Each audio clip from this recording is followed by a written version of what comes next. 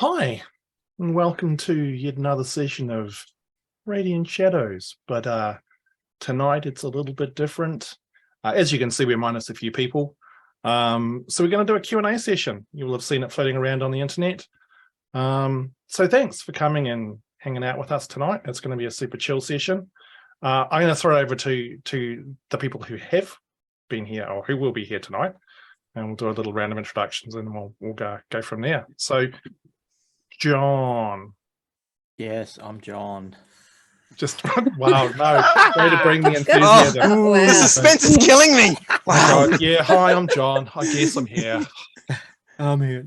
No, it's John. I'm from Meeples and Dragons. This is the channel, I guess. I'm terrible at introducing myself. I really am. And it's you are. We need very weird day. Can I write you a script for next time, John? Probably couldn't hurt. I'd probably lose it, but it probably couldn't hurt.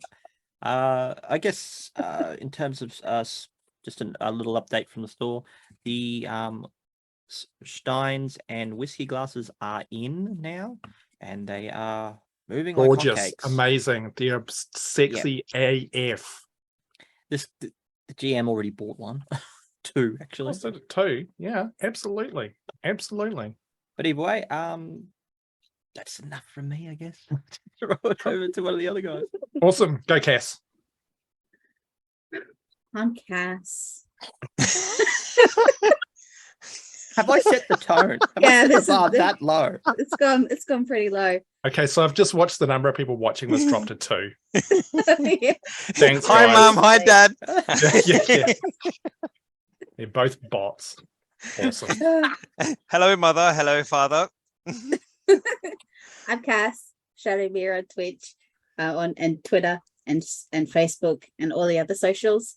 Ask your questions. We may have answers. We may not. You may not. Who knows? Awesome. But we'll do it thoughtfully. Absolutely, very thoughtfully. There's going to be a lot of thought. Bam, Heath. Hello, how are you? I'm Heath. I'm the Antipodean D20, and I'm very happy to be here this evening. You can find me on the socials under the Antipodean D20 or some form thereof. This is going to be a lot of fun. I'm looking forward to it. I have no idea what any of these questions are. I'm not sure if Sarah shared with any of the others, but I know I haven't seen them. So I'm looking forward to answering questions off the cuff of Radiant Shadows, our characters, our thought processes, those, those things that we sort of have to on the fly think about and answer and do and just play through as best as we can. Absolutely looking forward to it. Hang on. Sorry, hang on. Sorry, what was that? Yeah, I do believe we are going in blind. Oh, solo! He's here in spirit. Oh, Promethean, I didn't realize that you were going to turn up as well. Gosh, what a surprise. Does that mean you get to answer any questions? Oh God, sweet Lord, no. Just no. Stop. Well played, dear. Well played. No. Awesome. So that wig is very itchy. it'll be great. So also shout out to Saz, the other half of the Meeples and Dragons. Better half. The better half. I mean, that's a pretty low bar to be fair, John. But anyway, is that a height crap? Did you call me short? It's gonna be. Saz has done a whole lot of. Saz sets up everything that makes the world work and all of the technology and shit like that. So she's awesome. Saz is also the one who's going to be organizing questions tonight. So basically, the way that we're going to do this is that we've already got a bunch of questions that have been asked by a variety of people. She's got all of those queued up. If you've got any extra questions in the chat, like chuck them in there. We're not going to be paying a huge amount of attention to those, but Saz will be grabbing those and adding them to the big old pile of questions that we got. And you'll see on the little Twitch screen thing, there's an awesome little bit there where the questions will pop up. And that's what we'll work from. And this will all be super organized and chill. I almost feel like we're dropping the ball. We should have had a Q&A bingo card. I know Kate usually mocks them up for us, but I feel like we should have had a with the shout out to Saz. I feel like we should have makes note for next time. We do. We can definitely do that. But yes, as you guys can see, Kate and Promethean aren't with us tonight. Unfortunately, they've got other commitments. So yeah, hence why we're doing this. Is just sort of a little bit of a side note. 5 sessions into this little campaign, we thought we'd take a bit of a pause, reflect on what's happened, and yeah, throw some random questions around. So with that, Sarah, do you want to maybe like queue up the first question? Which means I think I've also got to pay attention to some other place because this is me being super frickin' disorganized. That's okay. I'm on it. Okay. All right. It's the drum. We wait. That's, yep. Awesome. Okay. So the first question. Okay. So the first question is, this is for everyone. The favorite thing that has happened so far that you did not expect when going into the campaign. Who wants to start? Well, I'll go first because I think for me, because this is probably like this is the first campaign I've ever been part of. So for me, everything is unexpected and new. But I think the things that I've liked the best so far, it's been all of the NPCs that have come up that we've met along the way. You know, right from the first session when we had that little halfling getting himself off at the festival. You know, there's just so many characters. It's been great. I will just say, that little halfling does actually have a name as well. What was his name? His name, where is it? Where's my list? Where's my big old bag of names? Which halfling are you referring to? Sorry? He was getting himself off on the crate. The old halfling on the box. That's also right. Underbow. So he's made my distinct list of NPCs to keep a track of. But yeah, cool. I mean, look, it's as a DM, it's awesome having like a brand new, player in a group, because they often bring that sense of wonder because everything is just so brand new to them. It's really cool. But yeah, cool. For me, it's probably been a couple of things, but I wasn't expecting the accents from 3 people.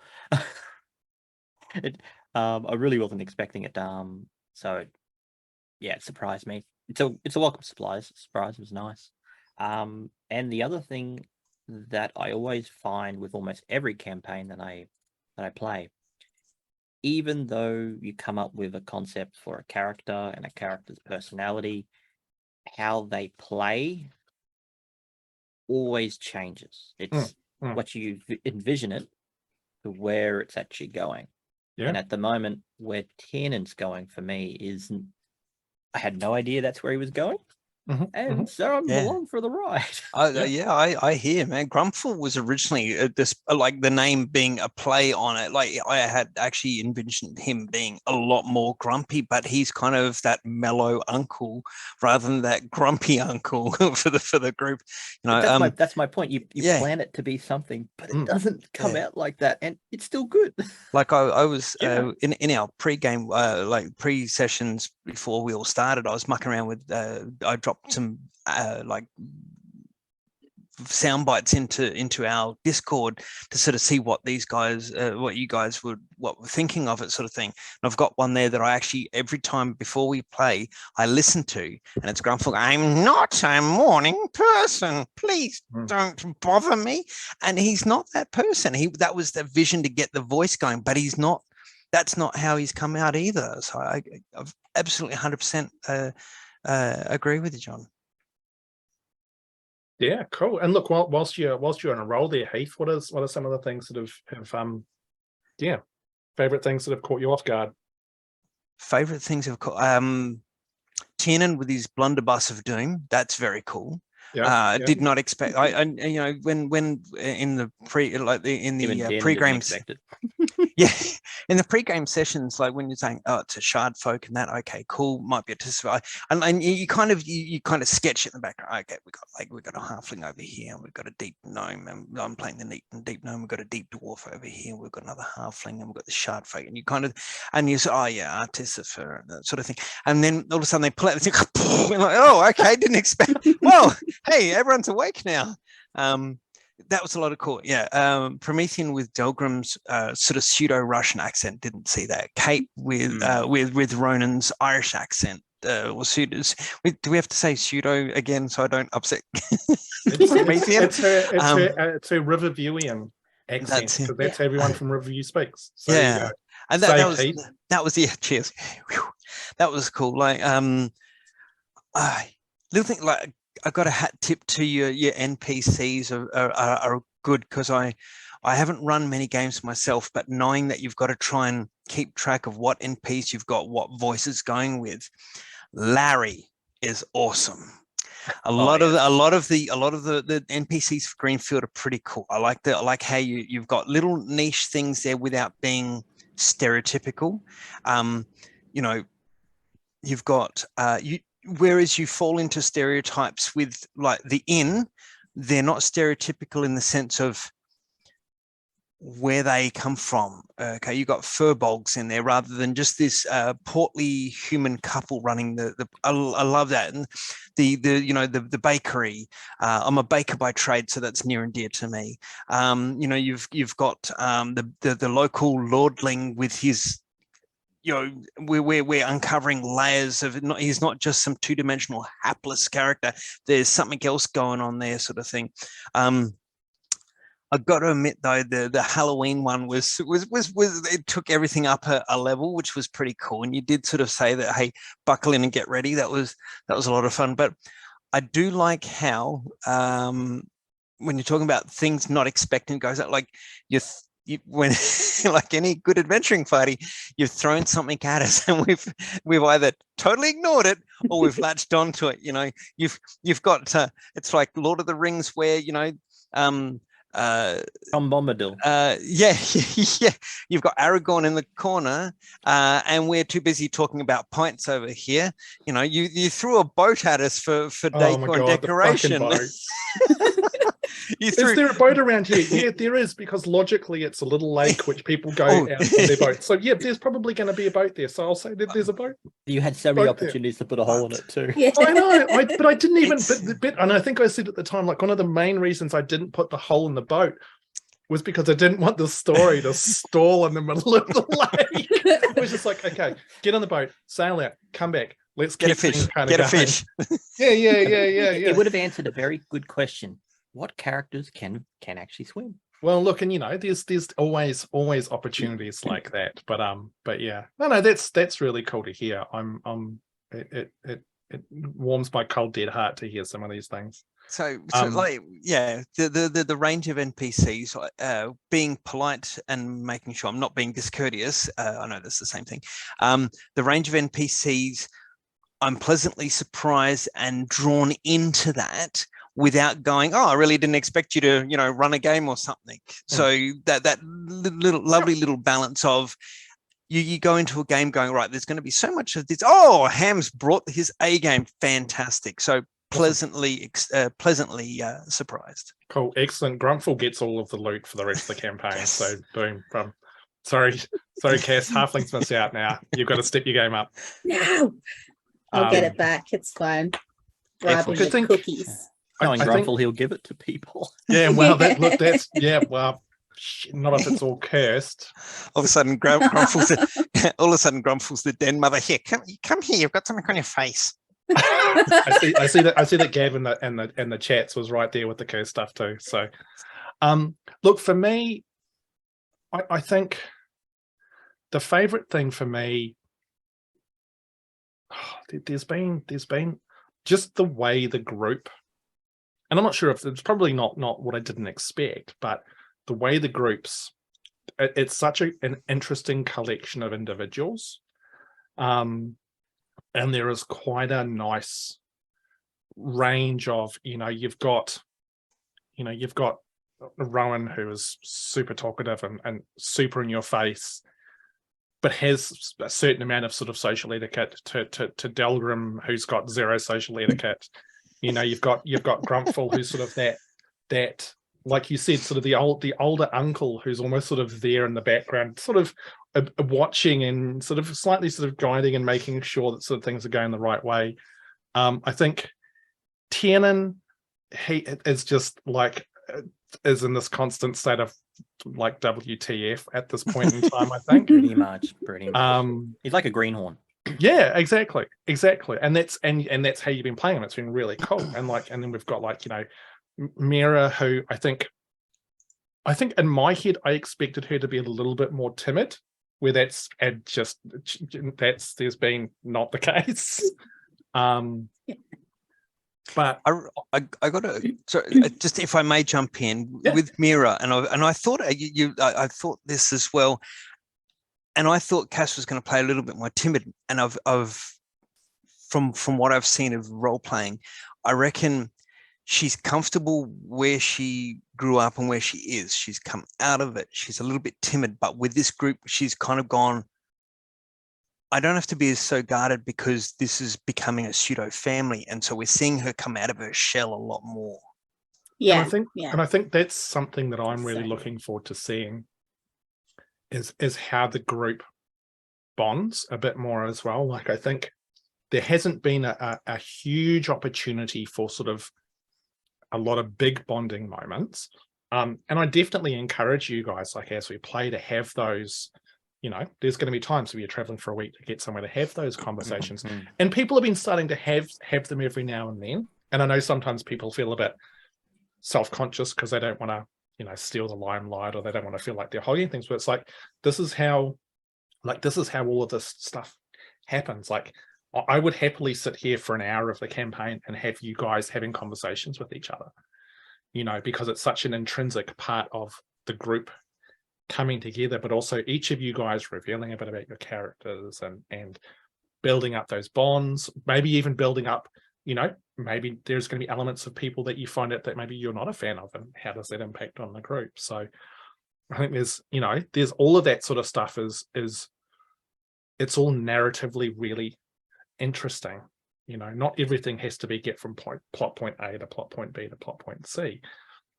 Reading a good book is finding out who the people are, so that all the lovely people who are lurking in the chat learn why they need to give a shit about these people, or alternatively cheer for the monsters to kill you all because you're all terrible people. Wait, what? We're all secretly terrible people. Yeah. Well, that's just it. Look, I mean, maybe you are, but yeah. Cool, awesome. That's a nice opening question. Coffee bean smuggling cartel. Yeah, I'm trying. Tam, no spoilers. Remember, just. I have no idea what you're talking about. But I think I said, I can't remember. I commented somewhere. It might have been even on Twitter. Like, with Grumpfel and his whole coffee thing, I probably spent like an hour one day sitting there going, "Where does coffee come from on Peldorne? Like, is there a particular part of the world where like a particularly high quality bean comes from? And if so, what kind of climate is that?" And I was like Googling, where do you grow coffee beans? And it's like, hold on. Okay. All right. I dig that kind of stuff. I've scribbled some things down, and we've got to have like a one-on-one either on stream or off stream where we talk about a few of those things, because even though I've said that Grumpfel does it most mornings, and they're only small, like I think Turkish or Greek coffee, they're only small servings. Eventually he's going to run out and he needs to get some more. So we'll have a work on that. But look, if it's any Eric's consolation, Coffee House or something. I have thought about that. Like, that investigation I did sprout a few extra thoughts.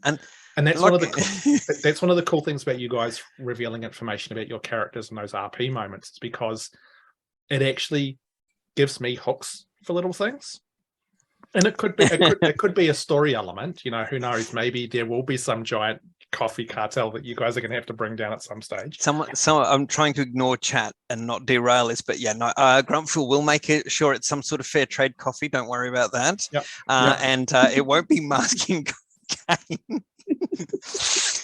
And, deep gnomes do have a schnoz, but they won't be masking anything illicit. And it won't be grown and then consumed and then pooped out. I did say the other day, someone said to me about what's my favorite coffee, and I crushed them by saying I don't drink coffee. I actually like tea. And they're like, but Grumpfel. And I'm like, it's a character. It's called role-playing. Yeah. And so I'm super conscious that we've got a zillion questions. So let's keep on smash. No, it's all good, dude. Like, it's awesome conversation. And I've drank my drink too fast and now I've got the burpees. Saz, do you want to fire another question up there? Mr. Craft, Alan Craft, one of the greatest dice crafters in the face of the universe, makes absolutely beautifully fantastic dice, has entered into the chat. So welcome, Mr. Craft. Okay, what's your favorite character dynamic that you've gotten to watch or play so far?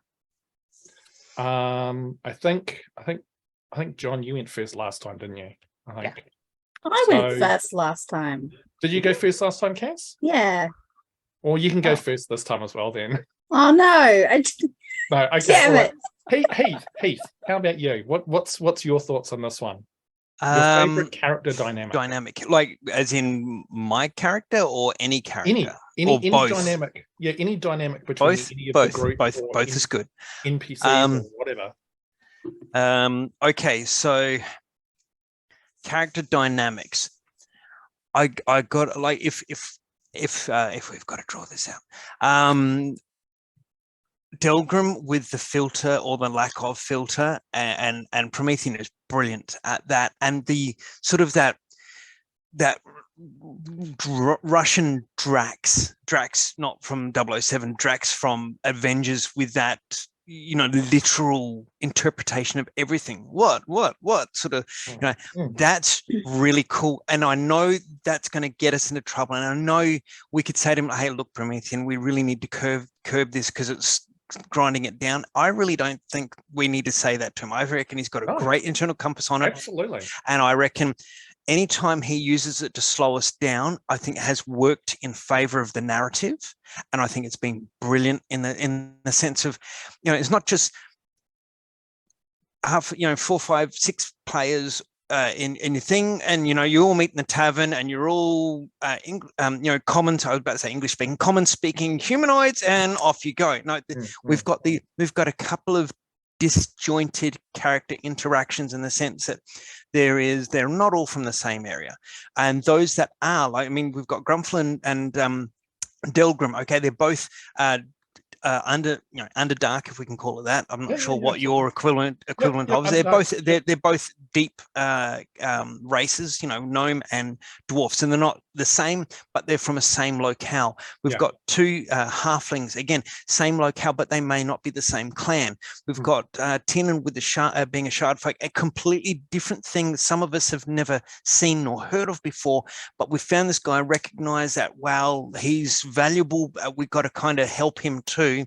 as well as this stepping off by helping the town we find ourselves in, sort of thing, and that slight disjointing nature of dissimilar characters works for us. It's not just a vanilla, if you want to call it that, party that's joined. We go and we it's a dungeon bash, and we get the treasure and we level up, and yay, there's role play, and there's narrative aspects, and there's something that will hopefully keep everyone who's watching this and has watched the 5 sessions so far going, this is great, wonder what they're going to do next week. And that, I guess you can sweep, starting off from Promethean with Delgrim, I've sort of swept the group with that.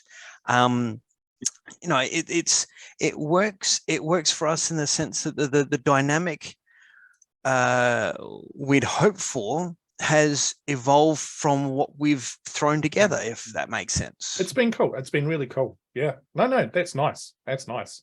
John, what about you? I wrote a quick quick couple of notes so I wouldn't forget.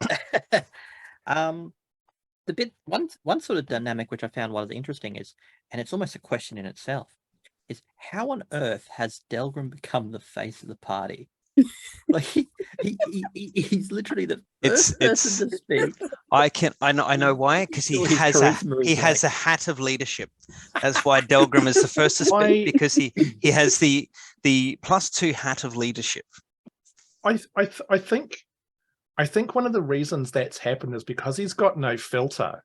There isn't that social structure where his brain goes, I probably shouldn't say something, and it's just this constant sort of this stream of consciousness just pours out of him.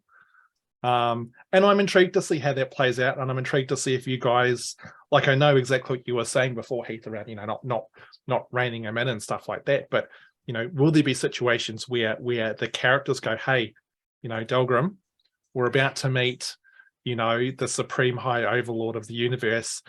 Maybe don't call them a dick. You know, just maybe we just gag you, or maybe. And you know what's going to happen. You know what's going to happen. But he'd be like, but he is dick, you know why? But he is dick. Why should I not call him anything but dick? Because he is dick, and it'll be in an outside voice, and everyone will go pin drop quiet, and we'll be there going, he just said that out loud, didn't he? Yes, he did. Oh, very loud, very quiet. No, but that's a really. These are not the droids you're looking for. Did you have anything else there, John, as well? Yes, I did. One dynamic I'm quite enjoying at the moment, though, is although Miera doesn't always she's a quiet character, but when she talks, it's like everyone stops and just and literally turns, because it's like so on point every single time. And everyone just stops and pays attention to the halfling with the sparkle cookies. You know, your sparkle cookies are up here. You know, you've come out with some absolute crackers, Cass. So Miera is our silent Bob of the Kevin Smith's verse. That's so good. But one aspect I am quite enjoying, because it's this is my turn, Tiernan, obviously, is because this was unexpected, and it all came about because of something that you mentioned, Hamish, was the reaction of the reaction of our characters to something as simple as death. It's something I didn't even consider, and it plays perfectly into Tiernan's character because he hasn't seen much of it, let alone any of it. And although this is a little bit of information which hasn't really been presented yet, Tiernan is a creator firsthand. That's what he is. That's where he comes from, and he spent almost his entire life in a workshop. In not the last battle, but the previous fight, one of his creations killed a person. And that is causing him a bit of concern. Like he wanders around and he does have a pistol of some means, but it's not his. He didn't create the pistol. It's no different to when someone hands you a spear. That you know, everyone's walking around with spears because where he's from, everyone's walking around with pistols. That's just the typical ornament of the place where he's from, Patharbal. There, remember. Hey, well played, sir. Well played. So that dynamic I'm really enjoying it. Yeah. And that's cool. Yeah. Hopefully I get to explore it a little bit more. Tiernan was very interested in Miera's approach to that fight. Yeah. And it'll be interesting to see where that plays out. I think it's something with a game like D&D, it's very easy to gloss over the whole, you know, you get into often you have a party of people and there's fighters and wizards, and the first fight you get into, the fighter chops someone up and it's all very, you know, straightforward. When you look at the composition of the group and the way that people have made their characters, the only person who has presented really as someone who would be well versed or used to combat is Delgrim, which is why I sent that message to everyone, sort of saying, hey, just as a thought, you know, maybe there has been elements where people have got into fights before, whatever it is, but you know, what is the consequence? Like, are you gonna, how do these people carry that kind of experience with them? Will they become, calloused and hardened to this? Will it be something which, that they never adjust to? And if that's the case, like you were saying, John, what's that space look like for them? How will they grow around that? What sort of impact will them have, have on them as a person? And I'm intrigued to see how this all goes as well. I was about to point at my screen at Cass so that she knew it was her turn to talk, but then I realised that she can't see my hand on my I screen. can't see your fingers. So Cass, what about you? Well, I think as far as like favorite interactions, I really am enjoying Larry. I think that out of everyone we've met, he's just totally out of place and unique. And yeah, I really like him. And I think Miera is especially drawn to him because I think she's a little bit naive in some respects. So she's kind of like she understands he's a bit of a danger, but at the same time, she's really curious about him.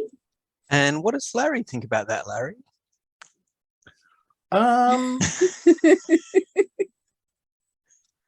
He wants to invite her over for dinner. What can Yeah, not impressed by the ugly chicken. No, I think that was just a snack. Larry would have a certain amount of curiosity around the group. Trying not to sort of give away too much or anything like that, but or drop into the voice. Yeah. He most likely hasn't had a huge amount of exposure to a group like this. That sort of it's not how that sort of creature operates there. They sort of stick to their own kind and do their own thing, and when they get hungry, they eat a tasty halfling, and then it's all good, and they go from there. But having a group that's maybe engaged and expressed some sort of interest in him in some capacity, more than just as a device to do something. I mean, that's been a large component of it, but there has also been that little bit of curiosity. And I know, Cass, you and I have talked a little bit about potentially, some of the stuff that Miera might be looking at doing. Yeah, I'm very curious to see potentially what plays out in that respect as well. Yeah. I got the vibe from the game with Larry that he's like, this is not the usual folk for this area. I want to see what they'll do. Like, I don't get me wrong, like from a metagaming point of view, Larry will do for us if we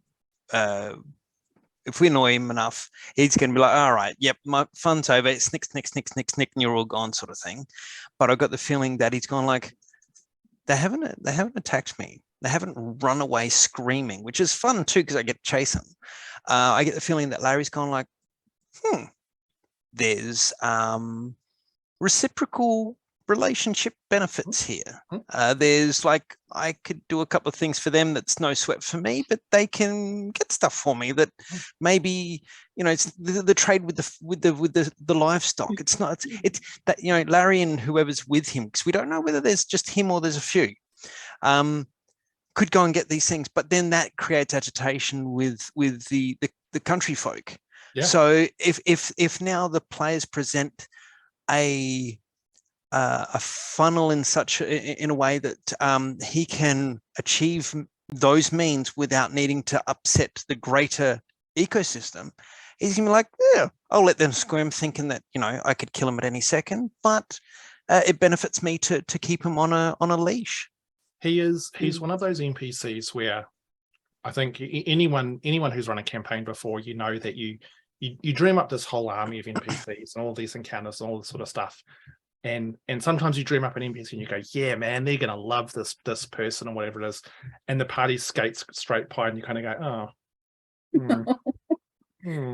How many of them have been? I really like them. And then other times you'll have kind of like a throwaway NPC who'll, Otto Underbow, the deviant halfling on his box, who the party for whatever reason suddenly adheres to. And Larry's a little bit like that, I guess.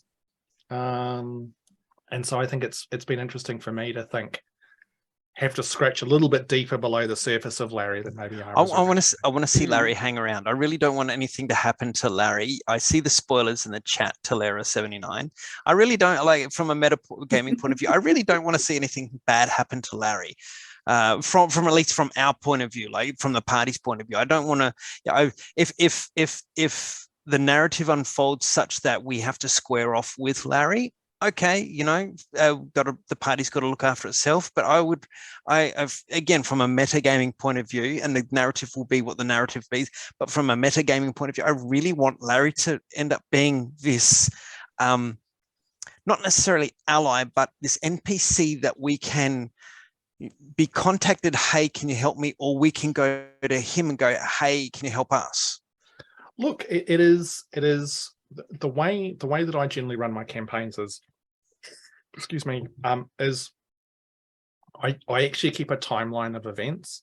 And so once, like, if you meet someone and that person becomes influential to you, I will often then track what that person or creature or whatever it is doing whilst you guys are off doing other things. So look, who knows where Larry might pop up again. A part of it might depend on how much time you spend in this area. Like if you spend a considerable amount of time in this space, then maybe Larry will show up again, but maybe he won't. Maybe you'll be somewhere completely different and Larry will appear for whatever reason. But it has definitely been noted the how much you guys have sort of seem to have adhered to this very strange creature. We should probably make it clear to Larry that his HelloFresh subscription doesn't follow him, so it'll only be in that one area. Yeah, look, that's interesting. Look, to make sure we keep blazing through these questions, otherwise we'll get through about. Yeah, Greenfields is the only one. Greenfields is the only location with an Uber. That's all. Sorry, Larry.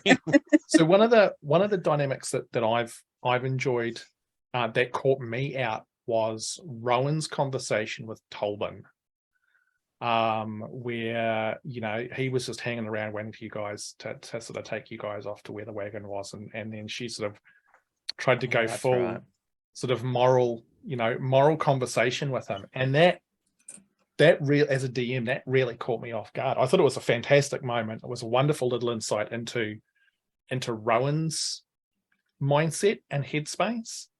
And that sort of thing I absolutely friggin' love when you guys do that kind of stuff.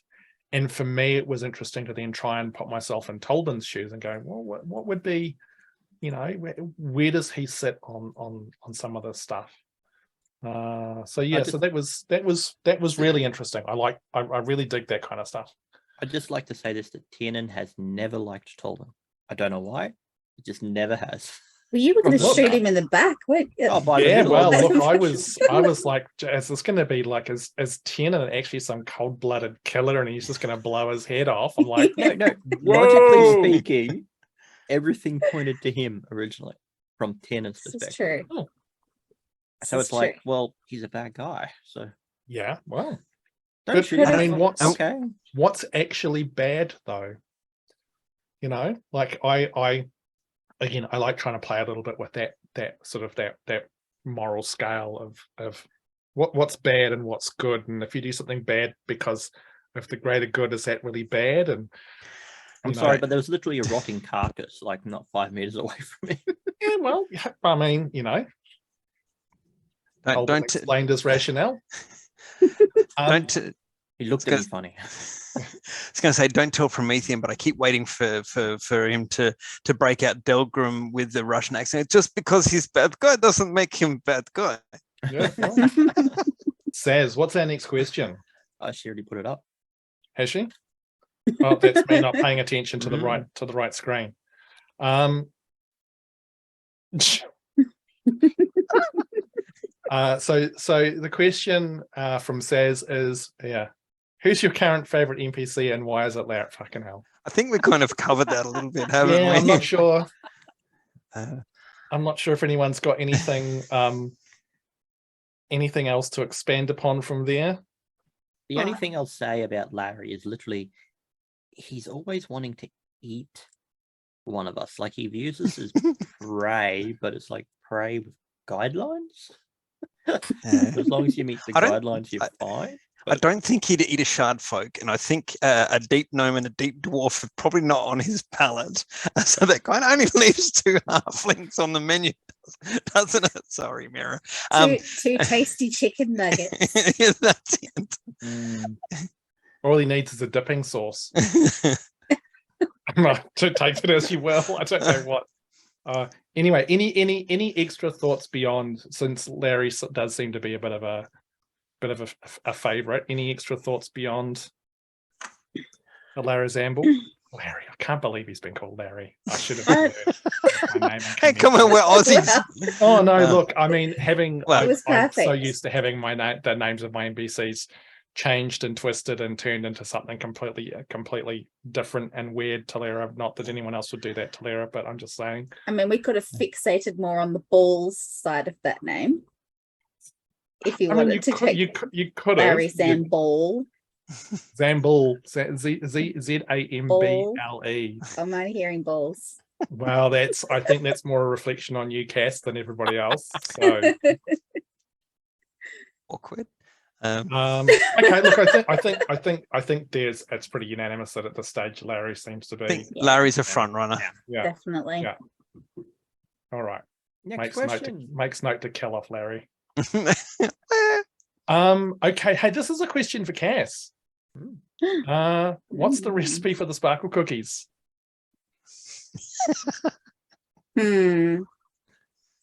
Not sure if I can give that away. It is a family secret. Okay, can I expand a little bit on that then? Do you have an idea of what the recipe might kind of look a little bit like? Yes, I'm actually working on being able to make my own sparkle cookies. Awesome. Well, being a baker by trade and not trying to steal the question from Cass, the guy who taught me the baking trade, he came up with the most easy butter biscuit recipe is 3-2-1 FBS. 3 parts flour, 2 parts butter, 1 part sugar, and you can make butter biscuits with that.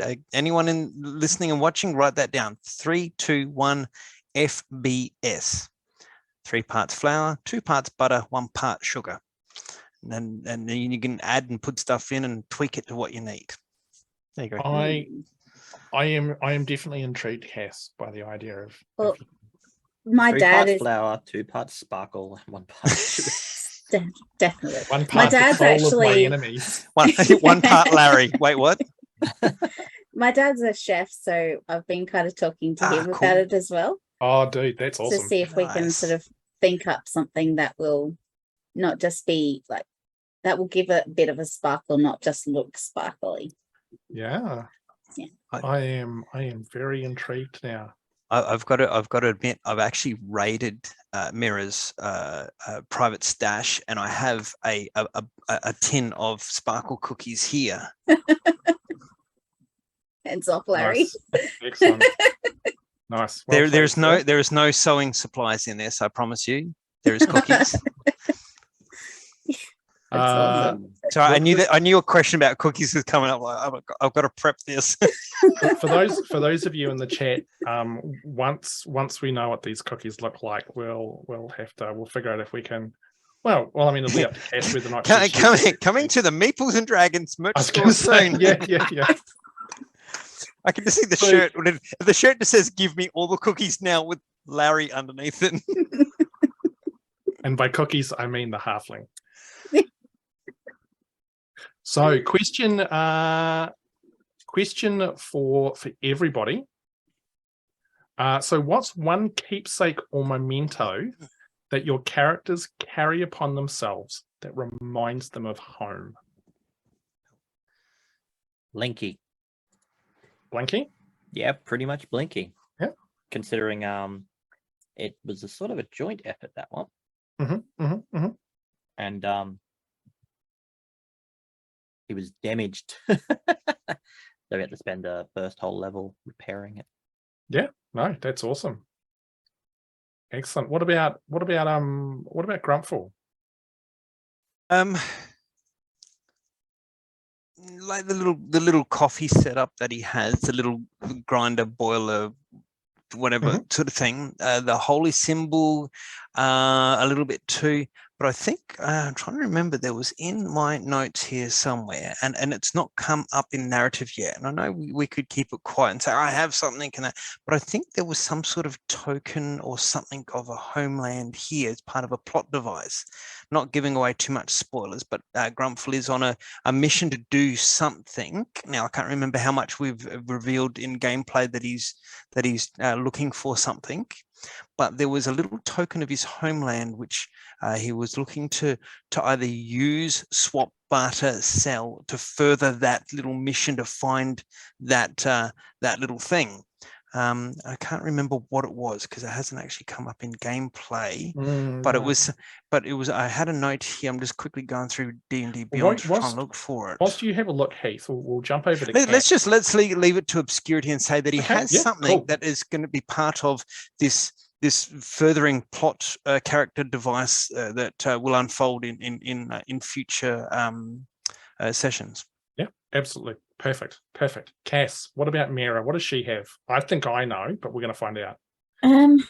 Well, obviously the sparkle cookies, or the batch of sparkle cookies that I currently have, but I am using those up, so I will at some point have to make more of my own. Yeah.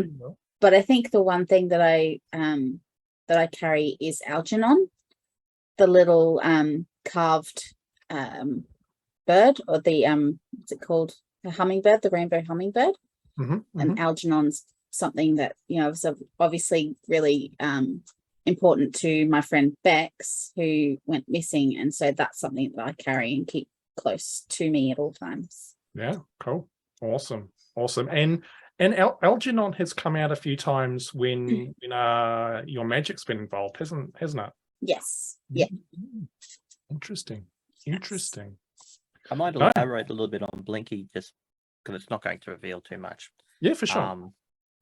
For the viewers, Blinky is a homunculus servant, and as part of all the Shardsmiths apprenticeship, they are required to make a homunculus servant, learning how to do it, and at the completion of their apprenticeship is the completed servant. And that's what Blinky is. Every apprentice will usually follow a same sort of template and make slight deviations. Blinky is different and has larger deviations because of who helped him. Tiernan comes from a family of Shardsmiths, and he got a lot of influence from his father.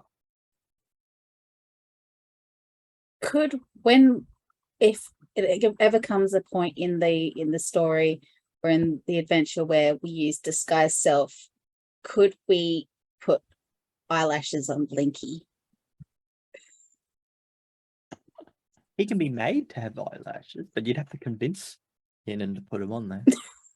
whatever works. Yeah, look, anything is possible. But no, that's a nice little lore drop there, John. I think there's a couple of little terms there that you've thrown out, a couple little sort of wisps of information that look, people will become relevant, or more information might become revealed as we go down the line. But I think one of the trickier things with the homebrew campaign is getting that lore information out into the game, into the game world. And when you've got people who are watching, trying to sort of drip feed it out without just sort of doing these giant friggin', massive lore dumps, which is, a half an hour exposition of me. Oh, you got 10 minutes. Let me read you a page out of my journal. Yeah. Exactly. So no, it's been good. No, cool. Awesome. Look, I think excellent. That's everyone. So we're rolling around to the next question. Heath just had to quickly pop off and do something, which is cool. Okay, so this is a grand question for you guys. Another question rolling around. What is one or two words that each character would use to describe the other people in the party? So how would Miera describe Tiernan and Grumpfel and Rowan and Delgrim, and then how would Tiernan do the same sort of thing? So thinking about it from actually putting your character hat on now, one or two words that you would use to describe each of the other people. I think Miera would describe Tiernan as tall and and nervous. Okay. You don't have to do everybody else if you can't necessarily think of something straight away, but I think she would maybe think of Delgrim as, I guess he comes across as very blunt, obviously, but quite brave. Yeah, I was going to agree with you with that one on blunt. Blunt and brave. Yeah. I think Grumpfel, I think she sort of sees him as like, that really the homely and kind sort of person. Okay. Like she feels very comfortable with Grumpfel. Yeah. Obviously she spent a little bit more time with him in the lead up to when we met everyone. Yep. I think with Rowan, Miera was a bit taken aback, I think, because when she first met Rowan, she was very much, that bold, outgoing type of character. But when she came across Larry, she sort of retreated in on herself. And going from that way, she was like very much up in people's faces to retracting in again. That was very shocking. So, or just different, like it wasn't what Miera would have expected. Yeah. I think that's probably it. I can't think of anything. But yeah, those are the main things, I think. Okay. What about you, John? I completely agree with you regarding Delgrim. Blunt. I think somehow he needs a word that's even more blunt than blunt. Can we just make Delgrim like just blunt as a thrown brick? Yeah. As for Rowan, talks a lot. Miera, Tiernan hasn't really come to a conclusion about Miera just yet. Interesting. He's leaning towards she's very pleasant, but at the same time, he finds her methods quite interesting. As for Grumpfel, 100% honest. Just sees Grumpfel. They're all falling into my plan. Really honest. He will wake up one day and all of our You're going to give it away, empty. Heath. Don't tell anyone now. We'll leave this for like session 50. Just Session 50. Awesome. That gives a lot of pre-planning, doesn't it? Awesome. No, that's cool. That's cool, John. Heath, just to reiterate what the question was, since you had to pop out for a tick. So it's one or two words that Grumpfel would use to describe each of the other people in the party. And if you can't think of something for everyone, that's cool. That's right. It's fun to have to, instead of going, tell me about them, you've got to boil it, you've got to distill it down to two words or thereabouts. I want to change mine for Delgrim. The hat. Oh, we've got a stretch, guys. So thank you, Lady H. Oh my God, stretch. I think something just went pop. Oh, Elsie. Yeah. Oh, wow, we've reached the age where Snap Crackle Pop is no longer a breakfast cereal. Oh no, that's part of the morning routine. It's still part of the morning routine. So let's have a think here. Let's sift through and have a look. Rowan, Grumpfel would put Rowan described in 2 words. Fascinating, because Kate gets Rowan and propels Rowan sometimes in a direction we're expecting, and then other times in a direction we weren't expecting. So if I would just like Rowan, to interrupt there very quickly, Heath, Yeah. I love the fact that you used the word propel, because I feel like that is perfect for Rowan. Yeah. She is Yeah. like some kind of self-propelled missile or Yeah. something at times, in the best possible way. But yeah, no, perfect. So and maybe that can be this the second word, fascinating and propelling. It could be compelling, but propelling seems to have more drive behind it. Delgrim, I'd think brusque, but brusque can hinge on rude, whereas I think, where I said previously with the whole Avengers Drax character, it's not insincere, it's just literal. So we could have a literal would be a good one for Delgrim. He's quite literal. But brusque is good, and I'm trying to think of another word. Grumpfel views it? Yeah. Mm-hmm. Yeah. Tiernan, Grumpfel, intriguing. Did I use intriguing already? No. Fascinating, intriguing. So the difference for Grumpfel between the two characters, fascinating, is that propelling. You know something's happening, so you're ready for it, and you're gonna just whatever Rowan does, Grumpfel's ready to grab on and go with, even if he doesn't naturally think it's a great idea. He'll go with it because he recognizes that she has some wisdom and intelligence, and it's not just like, screw it, let's see what happens when we do this. They're like, you can see Kate's playing Rowan, that there's some forethought there. With Tiernan, the intriguing part of it is the same sort of MO, but the speed isn't high powered. It's not fast. It's not. It's like you can see. Grumpfel can see with Tiernan there's logic there, and sometimes logic needs time to implement. So intriguing is a word that Grumpfel would use for Tiernan. Nice. And I think with it not being disrespectful to Tiernan, I think Grumpfel, again, being an older member of the party and having seen characters not necessarily in a adventuring capacity, but just sort of seeing people in general. It's fine. I think there is a lovable naivety to Tiernan,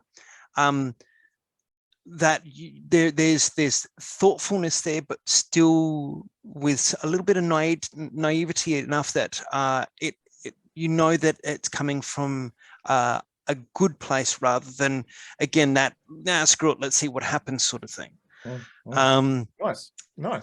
With Miera, Grumpfel, I think, despite the fact that she's a halfling and Grumpfel's a gnome, I think there's a kinship. I think we can see a kinship there. Miera sort of being a little bit not nicer, again, like my, not trying to sugarcoat it and make it that no one else in the party's nice. I think Miera, there's a kinship because she's a nicer member of the party in Grumpfel's mindset. And I think brave is the other word that Grumpfel would use for Miera, because although we've spoken about, like, she's reserved and quiet, you can see that there is Grumpfel can see that there is a brave aspect to Miera, in the sense that this character has left her familiar comfort zone to go and do more in her life, and that in itself is quite a brave thing to do. And I mean, also being basically like a chicken nugget on legs is pretty brave as well. So just putting that out there. No, that's awesome, Heath. That's absolutely brilliant. Okay, Saz, the next question. What is one piece of lore that you think your character would know that you, as the player, currently don't? E.g., cultural traditions, certain things about certain parts of the world, etc., etc.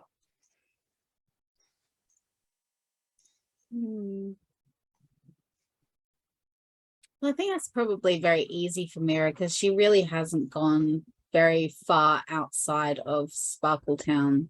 Yeah. So I mean, you could ask her all the questions under the sun about Sparkletown, and she'd be like all over it.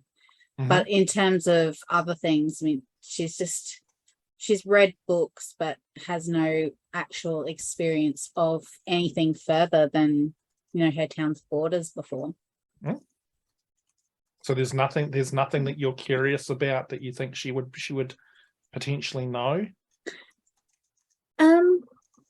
Myself, I mean, I think I would like to kind of, I'm sure she knows about, the gods and stuff that are, particularly important in her area, but that's something as a player I'm not 100% across.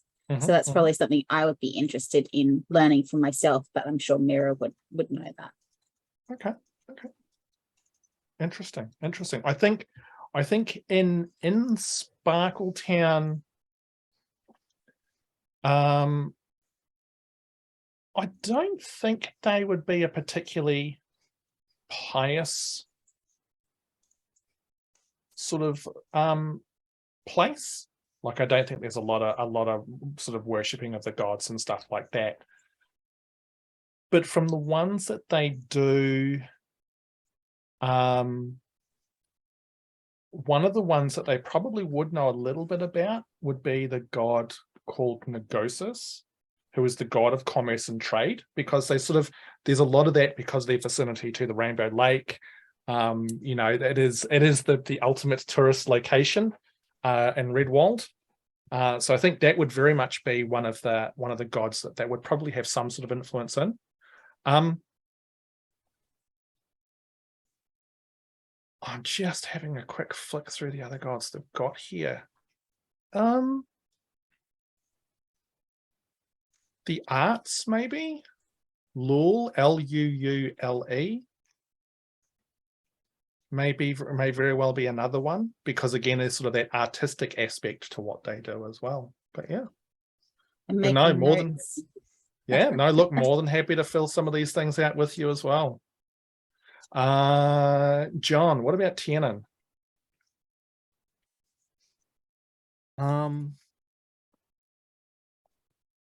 A big one, I think, would be because Cathar Baal is always moving around. Yep. There would have to be some sort of organization away from Cathar Baal, which would assist with the management of shardsmiths that are out in the world. So I would think there may be some sort of, I don't know, maybe a guild house in some of the capital cities or something like that. I don't know. That's something that I wouldn't know. Or do they all just directly or are they all individual autonomous? You know what I'm getting at? Yeah, for sure. Like the infrastructure that would allow them to exist in this world away from Cathar Baal. Look, I feel that because of the comparative rarity in which they leave Cathar Baal, or less. Okay. Yeah, or even the fact that those who aren't on the city who actually live in Shardfall probably don't venture far either. There's probably very few like established locations. I feel like they're probably very, very independent because they don't. So with the Shardfolk, and I think this is something that you and I have talked about, they're very possessive of their knowledge. They don't, the ability to do what they do, especially the shardsmiths, is something that is fiercely guarded by them. It's not the sort of thing that they would ever share with anybody outside of their own society, and the risk of establishing putting too many roots down in a particular location opens up the risk of people potentially then being able to come and, steal that knowledge. It's almost like it's the concept of they've got this machine city which is constantly moving, so that it's harder for larger forces to actually track them down and try and steal this knowledge or do anything with the shard itself. But So I would think- there be any infrastructure, like any sort of network of some description? Like, what I'm trying to say is, it's rare, yes, but it Mhm. does happen. So, in the event that a shardsmith does leave Cathabal on official Yep. purpose, how do they communicate with Cathabal? I would need to. I've got something in my head. That's all right. Ask the question now. Yeah. No. Look, I think because of what they're capable of doing, I feel that there would probably be devices that could be created that would enable them, very similar to like sending stones. I feel that there would probably be ways to be able to communicate back via some sort of magical device of that So nature. Tiernan would know this? Palantir. Tiernan would definitely have an understanding of that. Because he himself has gone through the training as a shardsmith, he would definitely be exposed to that kind of information. How that is done, he might not necessarily have the experience. But I think there would definitely be ways, or it's a very interesting idea. It's a very interesting idea. It's something that we might have to dig into a little bit. I'll put down sophisticated sending stones for. Blinky's really a Palantir. But yeah, and I mean this is one of the unique challenges with the shard folk, is that they're such a sort of insular group. Posture check. Shout out to Heath's wife for ensuring that we stay hydrated and also sit responsibly. I'm sweating like a pig. I'm sweating like a sweaty thing too. But look, it's John. I think it's a very interesting culture. There's a lot of elements that we have talked about. There's a lot of elements that we haven't talked about. But I think it's in that respect, those who go out into the world, there would be that very fine balance between having enough to be able to, communicate or be able to, do something in regards to Cathabal, but not enough for others to be able to take that and use it against them. Yeah, so makes sense. Yeah. This message will self-destruct in 30 seconds. Yeah. But I have. It's interesting though, because I have been thinking about doing a little bit more work around the shard folk over the last week, and there's a few things that have popped up that will, I'd just like to say one thing though. The MacGuffin you gave me, I fucking hate it. Fucking hate it. It's a MacGuffin. It's a plot device. It's a plot device. Oh. Yep. I've given John something which is, oh look, God, it could be all kinds of things, couldn't it, John?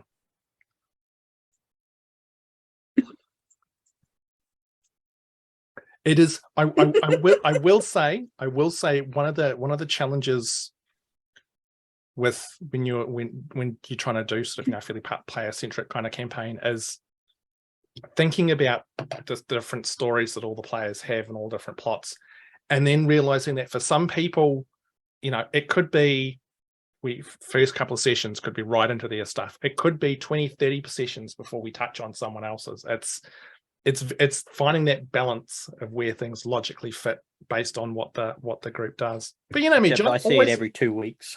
Sorry? I see it every 2 weeks. We can always have a conversation. But yeah, Heath, how about you? See, this is interesting because you and I have chatted about Grumpfel and a lot of building of where he's from and all the rest of it. So the only thing that Grumpfel would know that I don't is anything that we've not yet sort of discussed about his background. Other, he may know some worldly things about the sort of nations upon the world we're on. But yeah, that's Look, one thing I think I probably could. One thing that I think I probably could reveal that Grumpfel would know, considering from where he's from and various other elements in regards to that. So the town of Harrow, which we've talked about a few times, and there's a distinct, possibility that that's sort of where you guys will be heading to next. There is a fair bit of there is a lot of ore and minerals that get shipped to Harrow from Redwall and from around the mountains where Mr. Grumpfel actually comes from. Harrow's quite well known for the smiths that work there, and so trade with there is quite common and quite prolific in many respects. So there you go. That furthers the plot device of this thing that he needs to get. Maybe there's something there that could then be tangibly bargained for, or some sort of promissory note in exchange for once more spoils are acquired. So yeah, so John, you had a smile on your face. I think you said something and I completely missed it. I don't know. That's all right. You said going to Harrow. I'm like, we are. Well, I mean, that's the impression I got at one stage, but maybe, who knows? Maybe after the most recent events, maybe you won't. Who knows where you're going to go? I've heard that Harrow is quite nice this time of year. Tiernan would have to take your word on it. These are not the droids you are looking for. All right. Okay. I think Saz, Next hold on, question. let me go to the right place to look, because you probably already put something there. While Saz is Yeah. bringing up the next question, don't forget to drop into Meeples and Dragons and buy all the things. meeplesanddragons.com.au, go to the website, buy everything, including these fucking amazing steins. There's whiskey glasses, there's other glasses as well. Sparkle cookies aren't quite there just yet, but watch the No, space. because I've got them here already. All the dice, buy the dice, crash the website, wait till the website comes. You know the drill by now. Dice. Exactly. Thank you, Cass. Well played. So next question. Ooh, this is another one for you guys. So when the party's sitting around the fire at night, what's one small thing about themselves that you would have shared with the rest of the group as part of idle conversation? Maybe something we haven't had the opportunity to actually role play out yet. But you guys have had a number of nights now where you've been out in the countryside wandering around. What's something that you've maybe shared with the rest of the group? Doesn't have to be like, I would suggest significant story components or interesting things that would be fun to reveal on stream, keep to yourself. But, I don't know, maybe Tiernan told everyone that his favorite color is beige. I'm not sure. No, you can go Cass first. I think Miera would have definitely told everyone that she hates carrots. Absolutely hates them. They are like Hates carrots? Yeah, they're the filler of the salad world. You only put carrots in if you have nothing better to put in. Save your time. Don't grow carrots. Don't eat carrots. Carrots suck.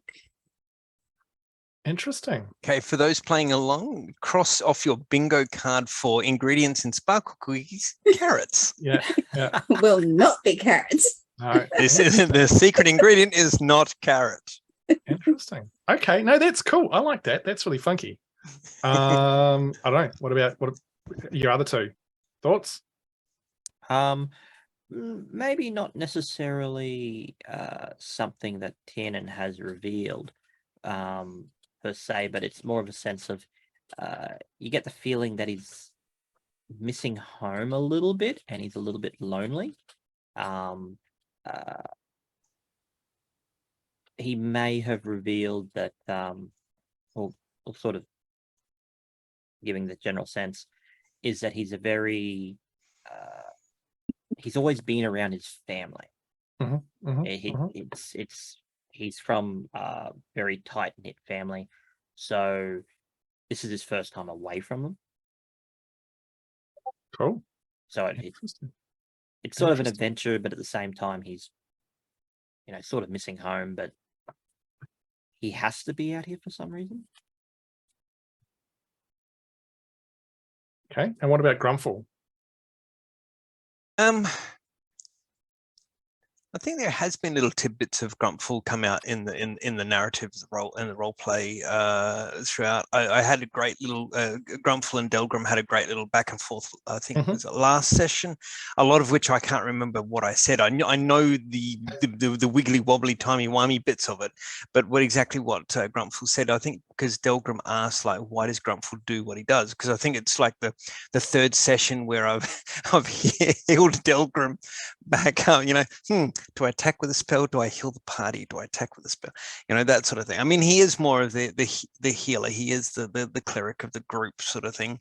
But I guess it's, and I think we've explored this a little bit, you and I, Hamish, with Grumpfel, whether just in a video chat by ourselves or whether sort of the pre-session videos that we did. But like Grumpfel, with who he is, where he finds himself now, and again being the older of the group and the later to adventuring, and some of like just excuse the language, but some of the shit he's seen and done he's not impressed with it, and whether he's been a part of it, where we'll get to that sort of thing as it unfolds. But he's seen some crap, and he wants to be the good he knows the world can be, without being the shining paladin, dong the evildoers on the head with the sword swinging of smiteness. He wants to see. Now I want Grumpfel to multi-class into paladin. But sorry, keep going. All of a sudden he'll go from a voice like this to that sort of, oh yes, well I shall smite thee, and well he has the little shield, he has the holy system, that sort of thing. Yeah. It's a mace with the hollow head that's got holy coffee coming out of it. Mace of caffeination. That's it. Well, if you put a blade on it, it could be a mace of decaffeination. Cast haste. That's it. But no, I think like some more that we'll see of Grumpfel will be just sort of, he doesn't like, I know on the bingo card, and Grumpfel, like I just words will come forth as my wife knows.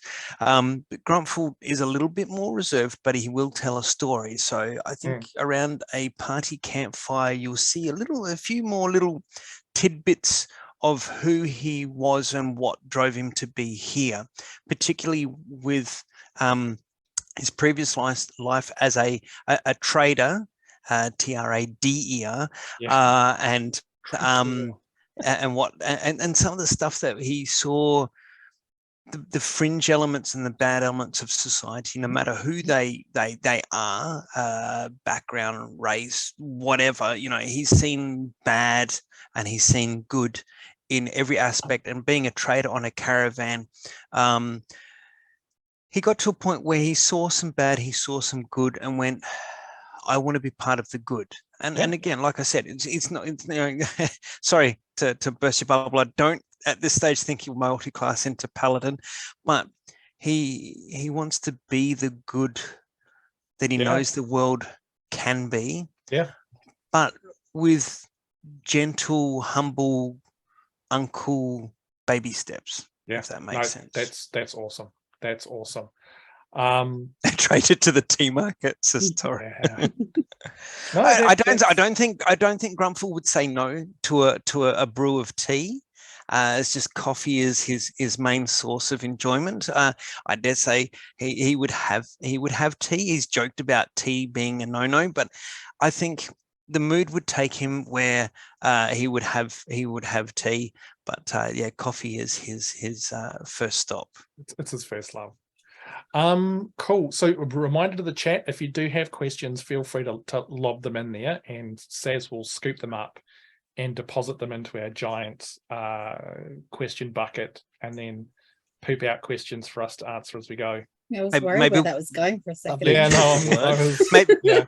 like there's a lot of great chat in there. I'm trying to ignore. Maybe we could have, if someone has a question in the chat, write question before it, and that way we know it's a definitive question and not just general chat. Maybe put question and then put your question, and that way Saz can scoop it up a little easier. Saz is pretty good. She's all over it, but that would definitely help clarify things. Okay, Saz, what's next on the agenda? In the poop bucket. Yeah, what's the next question that you're going to poop out? Hey, ironically enough, it's for Tiernan.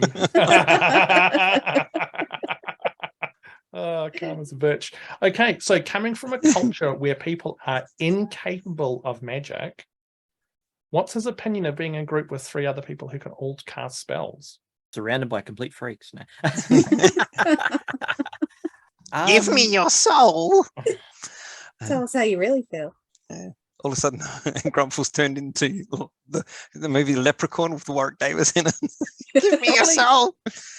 Probably Sorry. it's Tiernan probably sees a lot of what they do as very rudimentary. Coming from the culture that he is from, it's yes, they can't do magic, but what they do is very, very sophisticated. So being around these the magic users who can suddenly make people fall asleep or heal with a wave of their hand, he sees it as more of a case of how did they do that, and his immediate thought is trying to puzzle it out on how he would do that, not so much as, oh my god, what's happening, more of it comes down to his sense of creating.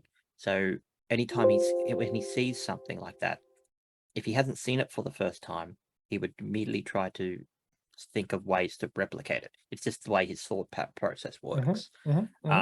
He isn't completely shocked by it, or sees it as a freak of nature. That was just me joking. But yeah, I think that's how he'd probably view it more than anything else. Interesting. Okay, cool. Awesome. The sleep trick can be pulled off with like a hanky and some chloroform. Does the same thing. Once again, revealing just how much of a monster Miera really is. I do like to point out he did have the option to pick that spell, but I chose not to. And as a Mechanically DM, I haven't run a low level group in such a long time. I forgot just how good sleep is at low levels. Very good spell. It's a very tasty little spell. I was surprised. That's the first time I've used it. I was surprised it worked so well. Yeah, no, it's great. I just got this image of Miera coming up all sweet, going, "Hi, does this smell funny to you?" Sleep. Yeah. All of a sudden, It'll be okay. Just let it happen. Just let it happen. All of a sudden, she's one of the evil guys in Dark City. Sleep now. You just made me think of the community scene. Oh, hey, Miera, question for you. Here we go. Having been out in the big bad world and encountering Fae with Larry, undead creatures, and the collection of strangers she now travels with, what's currently going through her mind? Is she excited, scared, nervous? Well, Miera, I think she is slowly becoming a lot more comfortable with the group of people that she's with. And when she left, her dad told her, find good people and stick with them. So everyone makes mistakes. Yeah, exactly. It was just a chance encounter. So I think in one respect, she's feeling more comfortable with the people she is, and that is allowing her to be a little bit more excited about what potentially could be happening. She's certainly very curious and intrigued by things like Larry.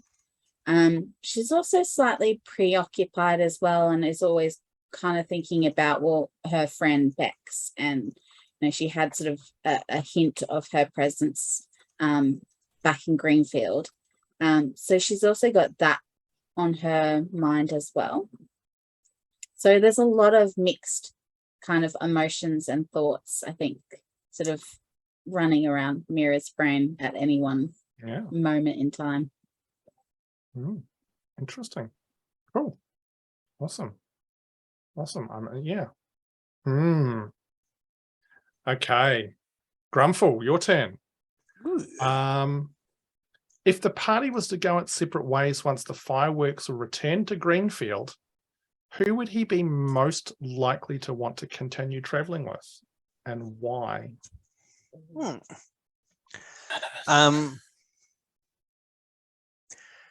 Logic would dictate that it would be Miera, because pre-session 1 they were in the same sort of caravan heading north, so it might sort of return to that. But I dare say he would team up with Delgrim, because the sort of that undercommon link.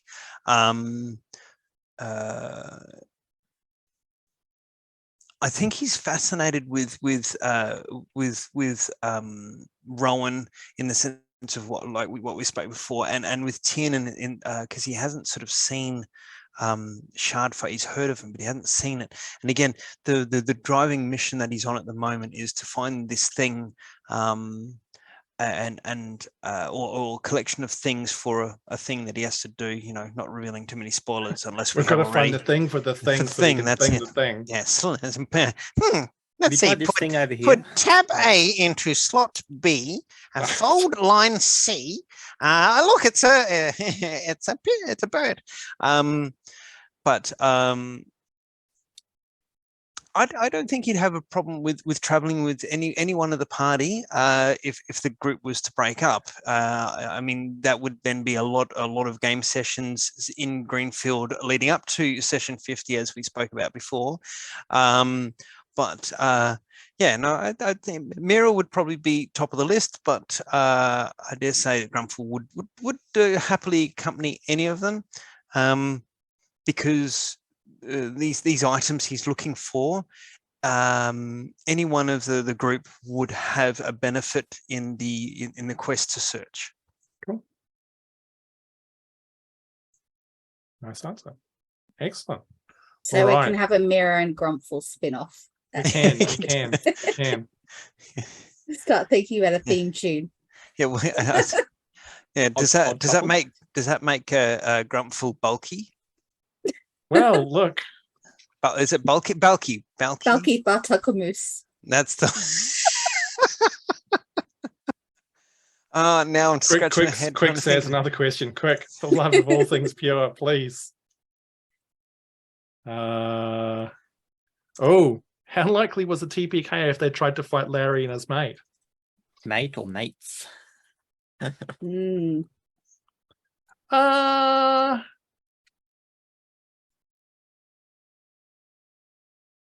likely? 1 to 10. If you guys demonstrated a complete lack of any kind of common sense, like a 9.8 out of 10. I think, yeah. If you guys had just gone in swinging and disregarded anything else that was going on, then yes, probably things would have ended up not particularly good. Attack Larry. Gotcha. But I think, but you didn't. You weren't completely devoid of common sense. So yeah, no, you were fine. You're fine. But it definitely would have been. It is one of those ones where low level characters. One poorly rolled round and it can just all turn to custard very fast. Heath, is there a beverage Grumpfel likes more than coffee? whiskey Blood of because his enemies. Grumpfel is a closet drunk. No. I don't know. Plot twist. That's what yeah. they cut. It's all Irish coffee. Whoa. yeah. Yes. I am as Job as a Sudge, Ossifer. Really, sir, that's why you've parked on the steps of the courthouse. I don't know, like he does like his coffee. I think there, like he does like a spirit or three, because that you'd think undercommon, underground, underdark, call it what you want in this world.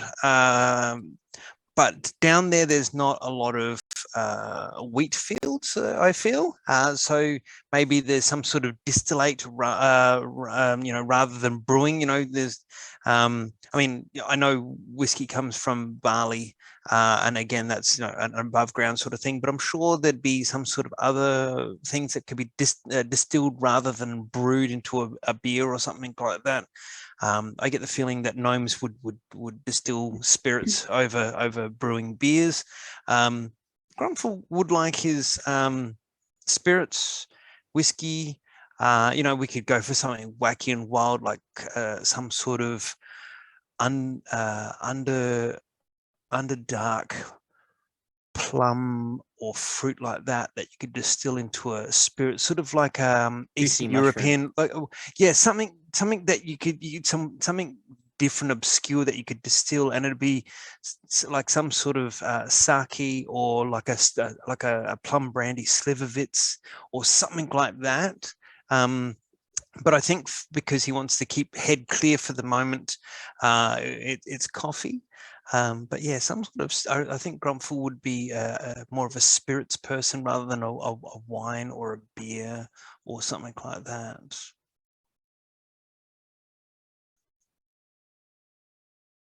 Okay, cool. It's giving me some ideas. Okay, awesome. Next question. Ooh, Cass.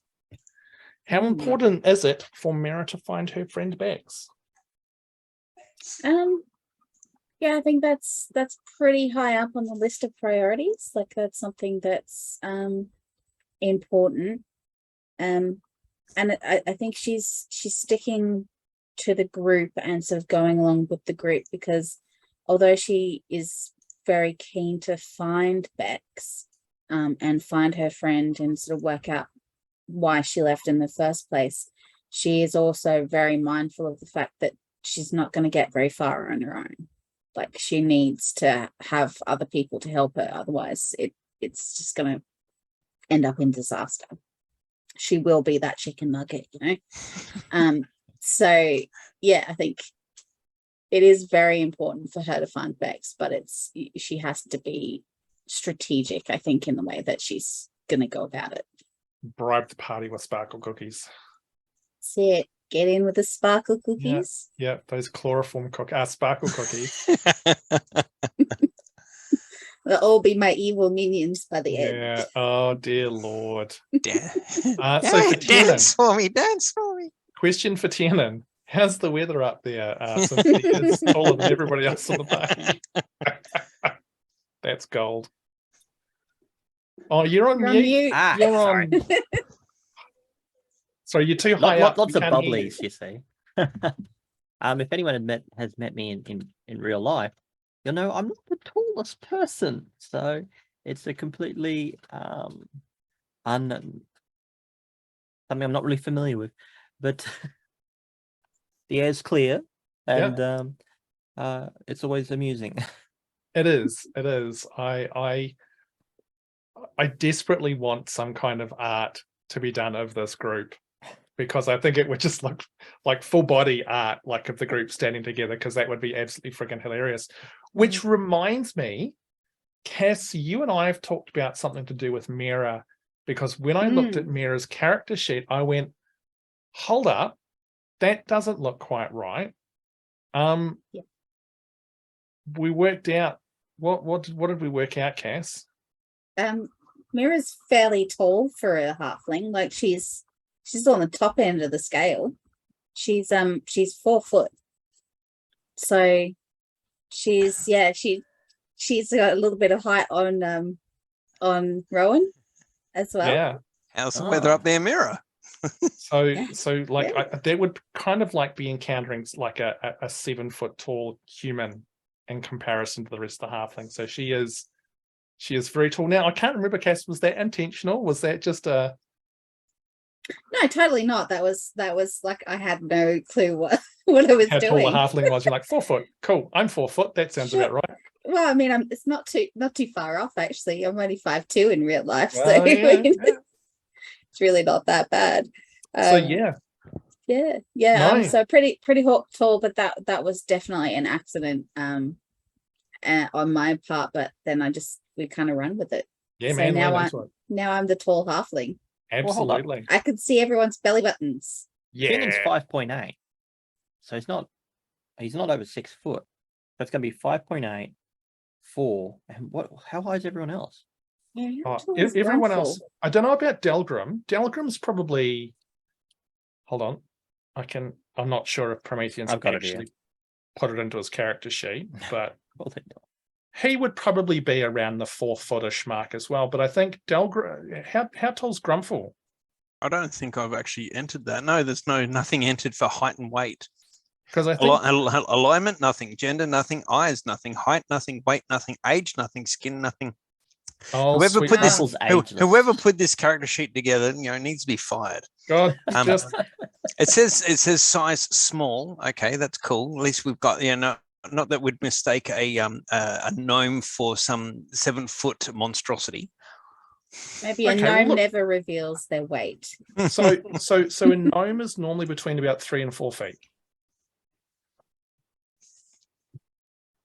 I'd probably say 3'7", Okay, so just 3'8", maybe. Okay. So Delgrim is 4'2". So Delgrim does have a little bit of height on Miera. Rowan. It's going to be like a step ladder Yeah. instead of stairs. How tall is Rowan? I'm just cracking open Kate's character sheet. Thrilling viewing for those of you at home. Wow. So oh look. So Rowan's 3'4".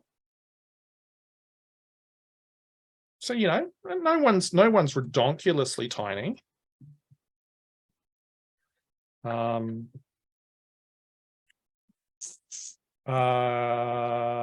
In fact, I would say that we've gone with probably a number of very tall halflings at this point in time, which is totally cool.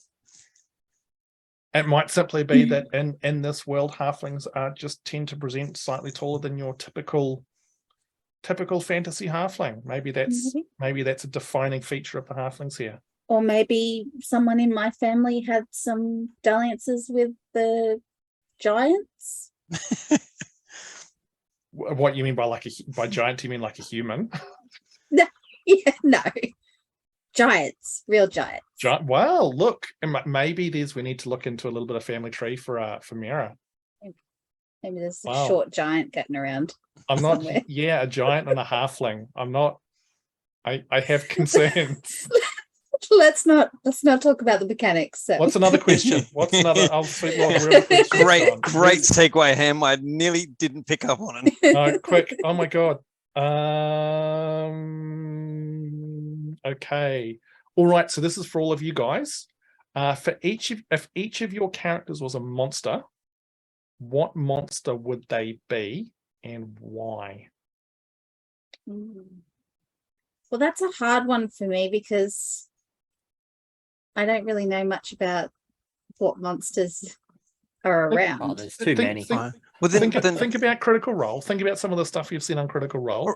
or even draw from any fiction fantasy movie you've seen. Wrath of the Titans, Willow, Lord of the Rings, anything like that. Something in some sort of fiction fantasy movie or TV show that you've seen and you've gone like, yes. Or even hey, let's not just do the silver screen. Any book you may have read, any reference. We were talking about earlier before the stream about Lord of the Rings, and it's drawing on from mythology. If there's something in folklore or mythology you know of. I don't really don't know think what sort that- of monster Tiernan would be, but I probably know what would have led him to be a monster, if that makes sense. And Hey, look, because of share your thought process. but what I mean is, I fully would expect or could see Tiernan chasing down the whole fountain of youth, eternal living. So Yeah. down towards wherever that may lead, be it lichdom or some sort of Godhood. mechanical hybrid or Oh, something. yeah. But I don't know all the monsters down that path. I No, can't look, I really now comment. excellent little long-term plot devices Oh, for dear. Tiernan to put his intelligence into a machine. No, but that I can see him making bad choices and end up down that line. Yeah, but, for sure. Yeah. Forever will it dominate your path. Heath, any ideas from you? This is a bit of a tricky one. For Grumpfel, how would you take a nice deep gnome and turn him into a monster? Take his coffee away. I mean, when we say, like, remember, not all monsters are bad. It could just be that he turns into a unicorn.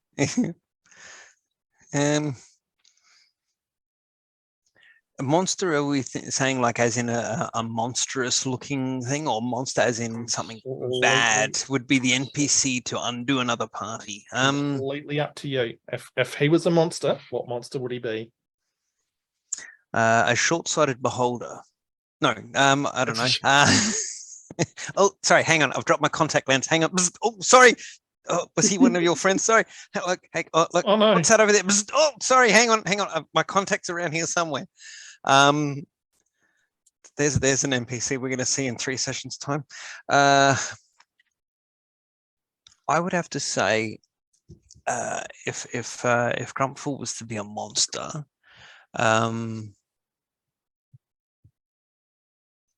Lamassu. Interesting.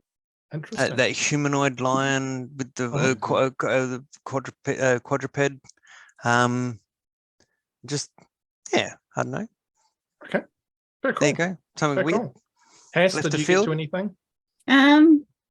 If you can't think of Uh, anything, that's fine. Maybe a druid that can turn into an owlbear. You just want to be an owlbear. That's a monster. Yeah. Maybe like I don't know, maybe like a sprite or a pixie or something like that. Bit sort of Yeah. tricksy. Yeah. Very cool. Nice. Well played. Archfey. Ooh, hey, they here's one. call it. Here's a question for Heath. If Grumpfel is a light domain cleric, why were his healing spells last session darkness themed? That is a very good question. It was a little bit because it was a Halloween themed session. But this is a little lore dump for Grumpfel's background. Even though he is a light domain cleric, the god he worships is actually the god of death. Now, that's not an evil or a bad thing in this case, and Hamish and I have sort of worked through a few ideas of it. And this is where you'll quite often hear him say, hang on, what was the exact wording I used? Because I don't have my notes open in front of me because it wasn't going to be an actual session. Awkward. Hang on.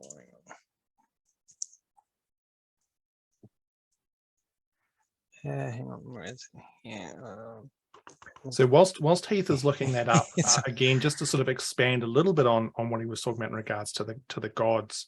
So one thing, and I think it's really come up before, is that the gods in this world are effectively completely neutral. They have there is no good gods, evil gods. They are very much the god of the domain, and that is what they deal with.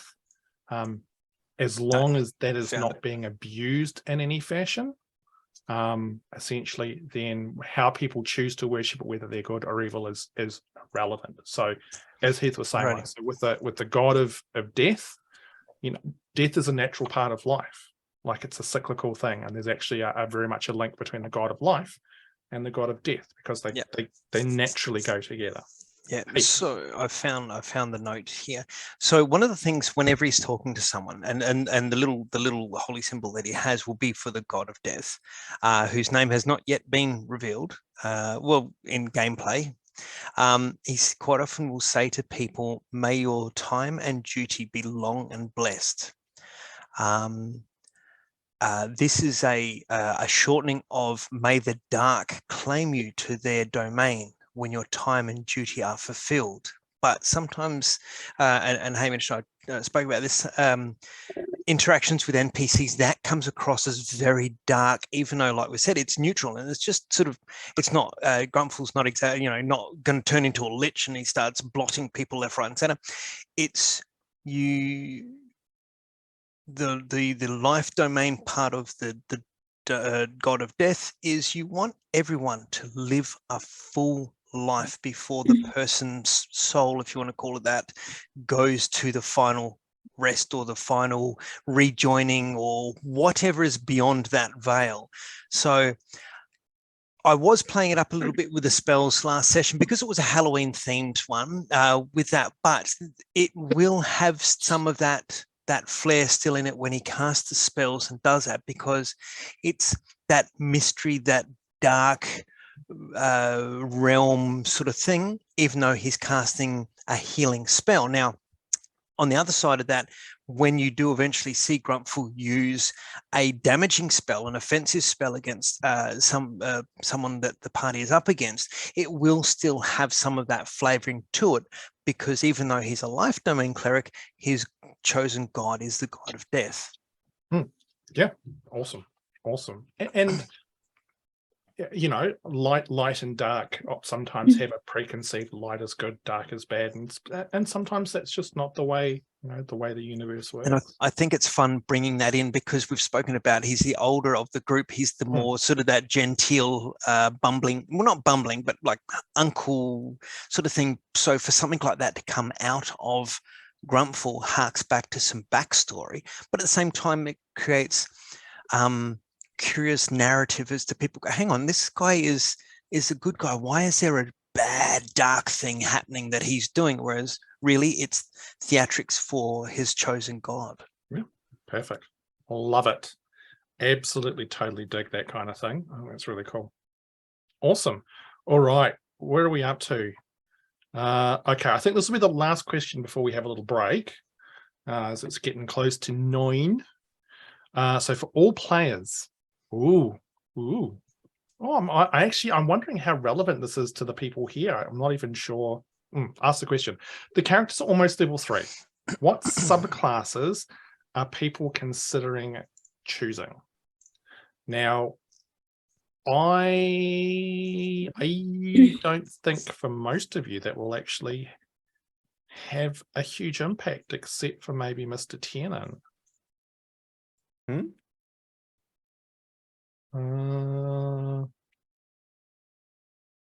Because I believe that for both sorcerers and clerics, they essentially pick their subclass at the very beginning. Oh yeah, that's right. So I'm not sure if there is another relevant piece of potential sort of character development that people are thinking about once they hit 3rd level, or Because the warlock would have been burned. What have we got to do to get to 3rd level? Beat everybody everywhere. The stick. Right, so next Right. session we got to take out the farmers. Yeah.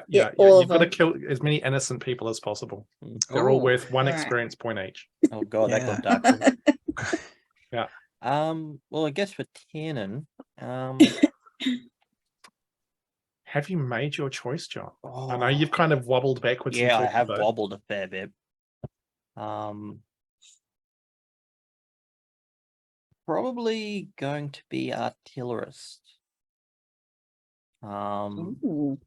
Largely due to the plan associated with Blinky, because Blinky is a big part of Tiernan's character, or intends to be, and yeah. I also like I was leaning a little bit towards alchemist at one stage, but I wasn't. So I'm not 100% sold on the artillerist just yet. But there is one thing I will say about the artillerist is, and if people aren't familiar with the artillerist, they essentially can create an eldritch cannon.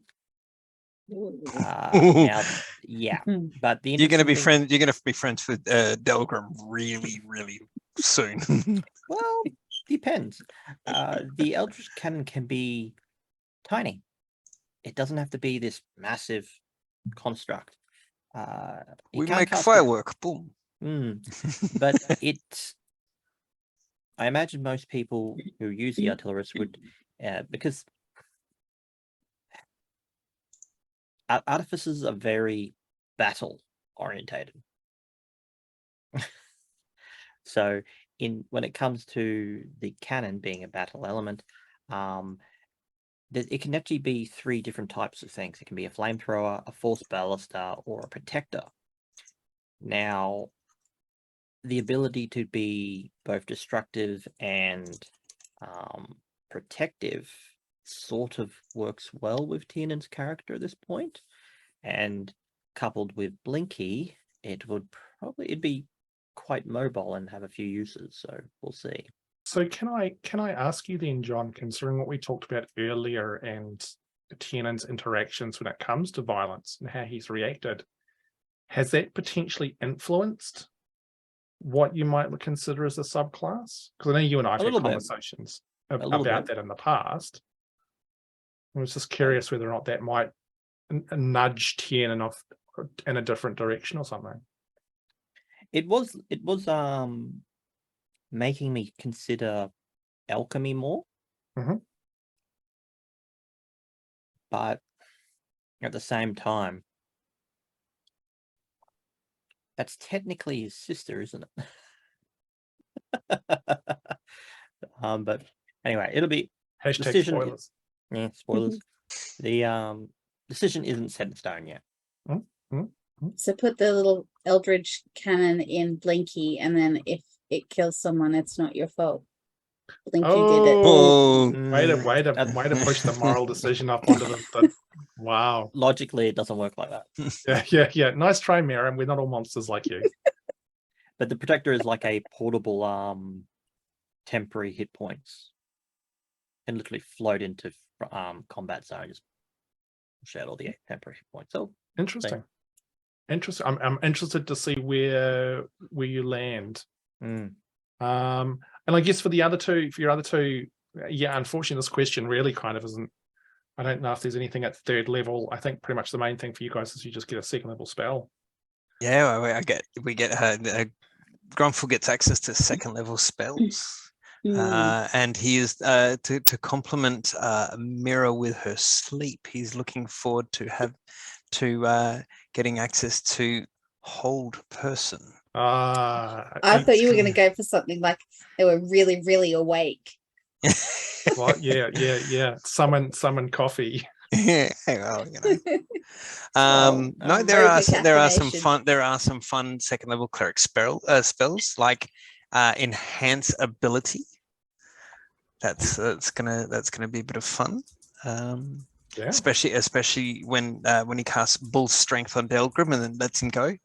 Yeah, well, look. And what about Miera? Anything in particular that you've thought about for when you hit 3rd? Again, sort of similar space. You don't get the subclass choice, but she gets the meta magic, doesn't she? Yes, you will get to pick your first form of meta magic. Oh, no, I haven't. I've got to say at this point in time, I haven't sort of thought too much about what I'm going to pick.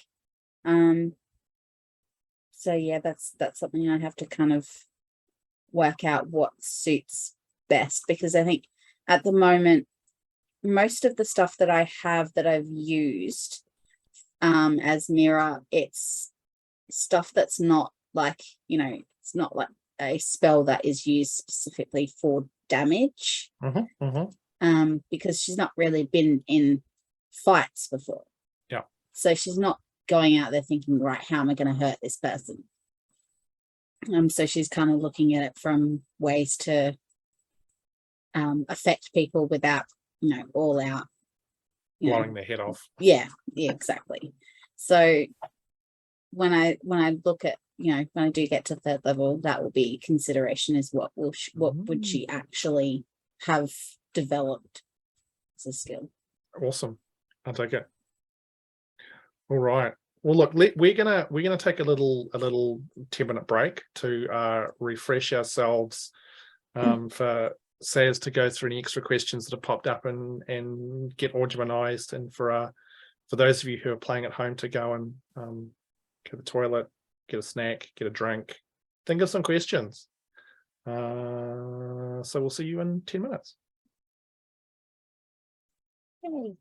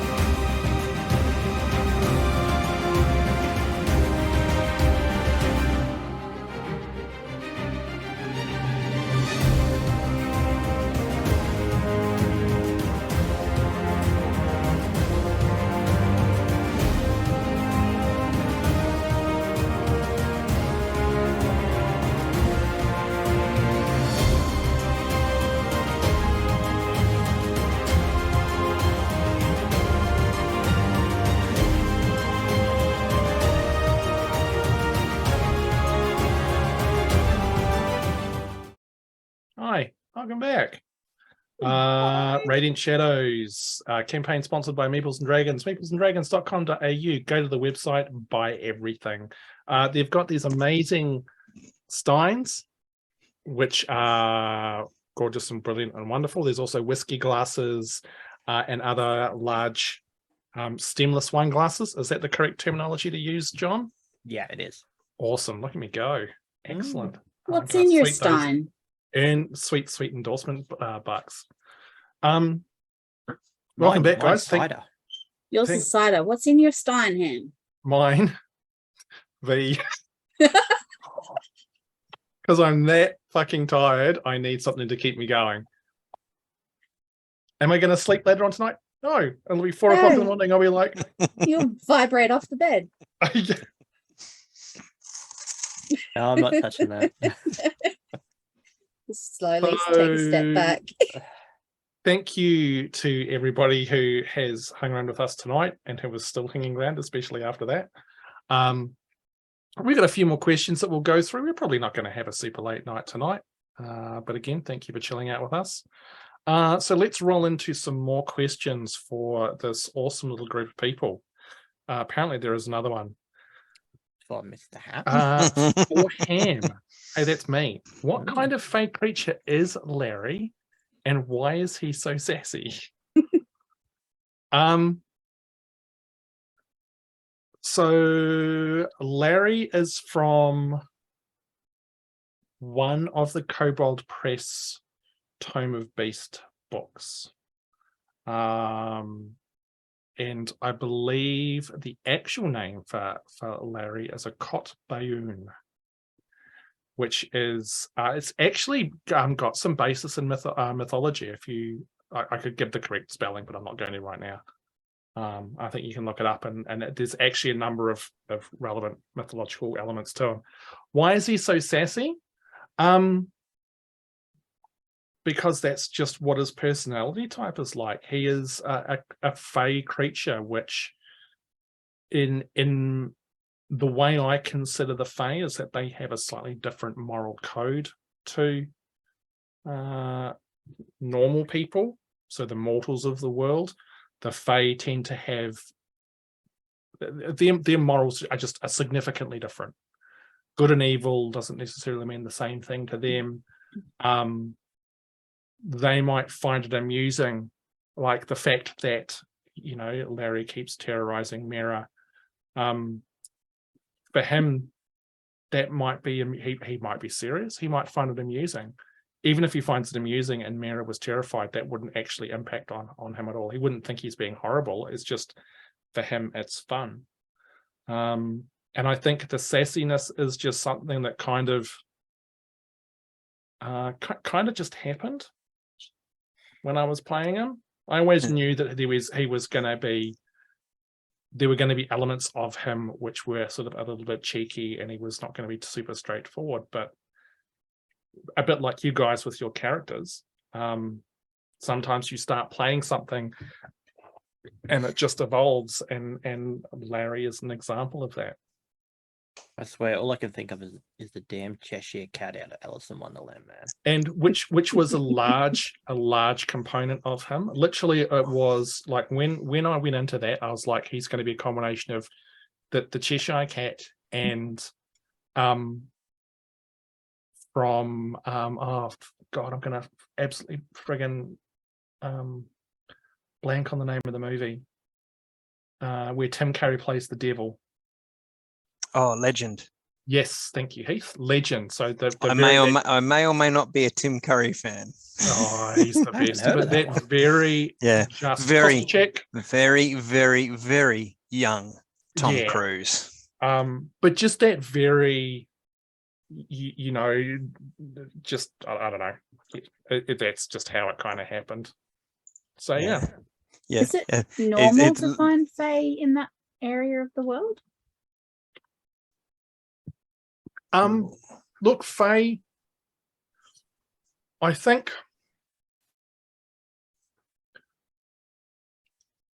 I was just waiting for you to answer as Larry then.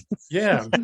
Well, no, I think Miera would know that because she is sort of from, not necessarily from that exact part of the world, but that whole area, Fae are definitely very uncommon. There is a part of the world where that is definitively not the case, where the Fae, there is a whole civilization of the Fae. But no, this part of the world, no, definitively not common at all. Aren't they further to the east? Yes, to the sort of the northeast, roughly, of where you guys are. There's actually a large region of southern Peldorne called Tilwith, which is essentially ruled by the Fae. And there's all sorts of shenanigans up there. Larry shenanigans. Oh, look, it is going to make Larry seem like a walk in the park. Oh god, Miera doesn't want to hear that. I'm sure. But no, there is a whole part of the world which is dominated by the Fae, and there are reasons for that, which you guys will probably learn over time. Which means there's reasons for why Larry is where he is too, I would imagine. What's the next question, Sam? Brilliant segue. Almost didn't pick up on it.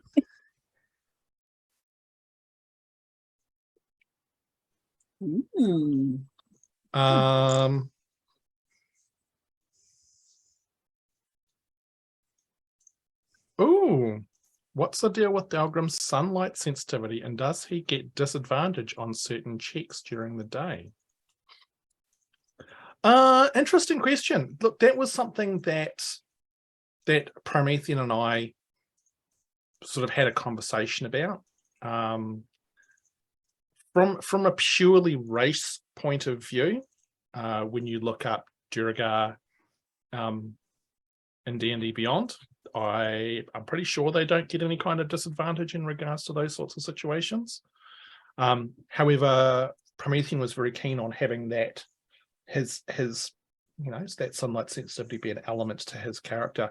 I haven't imposed any disadvantages as of yet. I'm not sure. I think most of the time there's been a few perception checks during daytime. Look, I think there might have been an element of it we considered it before he got the hat, but the hat kind of has played a bit of a thing there. So, you lean into this stuff. But yeah, it was an interesting element to Promethean's character that he wanted to lean into with like the eye wraps and stuff like that, which I thought was really cool. But again, as you said, the hat, it's just been an evolution. It's just been a thing that's happened, which has now become a defining part. What was it? His +2 hat of leadership. That's the one. +2 hat of leadership. You get it from an NPC. Yeah. I believe when he rolled into Greenfield, he sort of was sitting under the awnings under the veranda of the inn, and he was talking to one of the NPCs, and they offered him a hat because he was all sort of very hunched up and trying to hide his eyes and stuff like that. So, yeah, there you go. All right, what's next? So for Cass, are sparkle cookies really that good, or are they just for the tourists and there's secretly something better? Oh, Sparkle wine. Sparkle muffins. Wait, hang on. Whoa. No. There's the spoilers. There's the infamous sparkle cane. I think sparkle cookies really are good. And there's certainly something that's like, to people not in Sparkle Town, they would be something that's like extra special. Sparkle These cookies with choc chip. they're something special, sparkle cookies, that you don't get them outside of Sparkle Town. So yeah, they are really that good. There are other things in Sparkle Town that are great as well. Not everyone's like a big drinker, so in the tavern in Sparkle Town, the people that own the tavern make a really, really good hot chocolate, and that's something that everyone goes there for as well, including the locals and the tourists as well. So are the sparkle cookies like an export of the town or something, or is it they can only be gotten in Sparkle Town? you can only get them in Sparkle Town, but when people come to visit, they take cookies away with them. Everyone always asks for the recipe, and it will depend on what family. Each family has a different variant of the same recipe, but my family's cookies are the best. Of course, that's my opinion, and the opinion of some of the other townspeople as well. I reckon it'd be like some sort of ingredient or geological thing or geographical thing where maybe there's something in the water that makes them better, and if the recipe tries to be replicated somewhere else, it's not quite the same, and it's not quite the same. Or it could be some sort of thing, maybe the wheat or whatever is grown there, and the way the light hits it with stuff in the soil is where it comes from, where you can't replicate it. So it's like it's the melange of the Dune world where it cannot be taken off the planet and made somewhere else or something, or that sort of thing. Is like they to be the best, they have to be from Sparkle Town, and if they're tried to be replicated somewhere else, it just doesn't work. They come out burnt or lopsided, or they smudge or something like that. Yeah. Perhaps I'm Like actually if you make them elsewhere, they can't be called sparkle cookies. I'm starting to think that when you said there was variants on each family and so forth, I'm starting to think like this is seedy underbelly with the fights between the families and who's got the best cookies. like two nonnas fighting over the pasta recipe. I can't remember how much of this we talked about on stream when we were doing the development of this cast, but I was just looking back through my notes on Sparkle Town, and how each year there is actually the Great Cookie Bake Off. Yeah. And Many lives have been lost. In which there is a cook-off. But I was also reading through it that that hot chocolate, it actually does have a very slight hint of brandy to it. Yes, but only a little bit. Only like it's not nearly, it's just enough to just Yeah. kind of give it just that taste. It's just a little bit of warmth to it.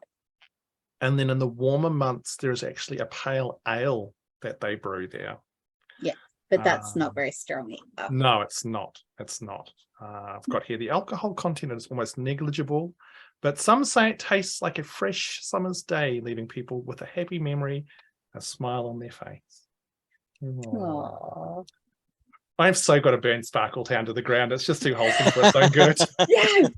No. The secret ingredient is love and MSG. Yeah, that's it. And MSG, yeah. The secret ingredient is a secret pack to an elder god or something. Yeah. Yeah, that Simpsons reference. And the secret ingredient is love. Who's been screwing with this machine? That's amazing. Awesome. God, I forgot I had some of those notes about Sparkletown. Bloody hell. That's awesome. Yeah, that's a really good one. So we've got some good stuff there. Yeah. Everyone loves Sparkletown. Sparkletown burnt to the ground. No one knows why. Yeah. That's what's going to mobilize the entire continent to go to war. It's like everyone will put aside their differences and like, fuck this shit. They've burnt Sparkletown to the ground. Yeah, exactly. Game on. That would be truly tragic is if the whole party follows Miera back to her hometown. It's just a smoking. Oh, don't you? No. Don't do that to me. And then I become like this edgy, it's like dark.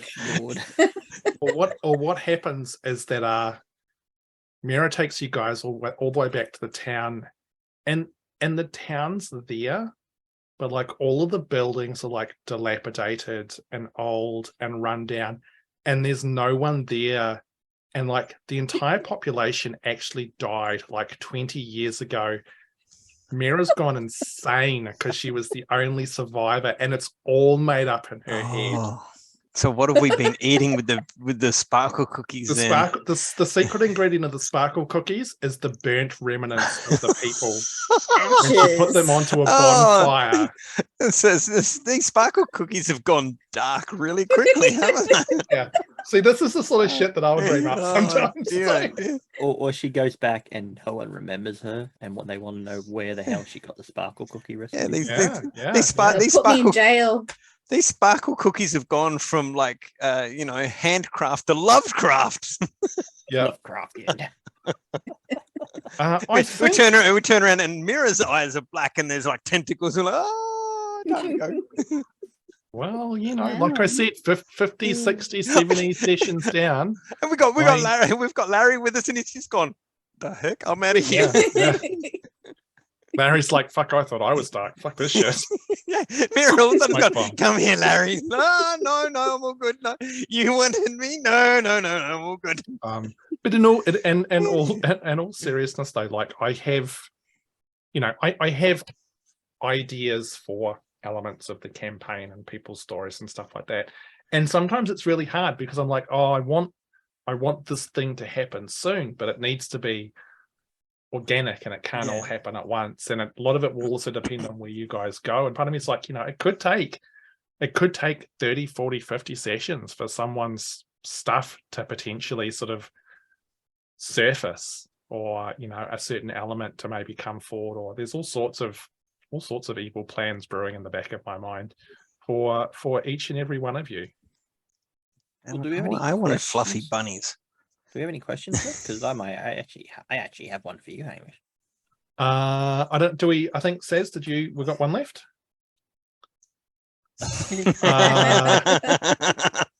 Really? No, we're out of questions. When?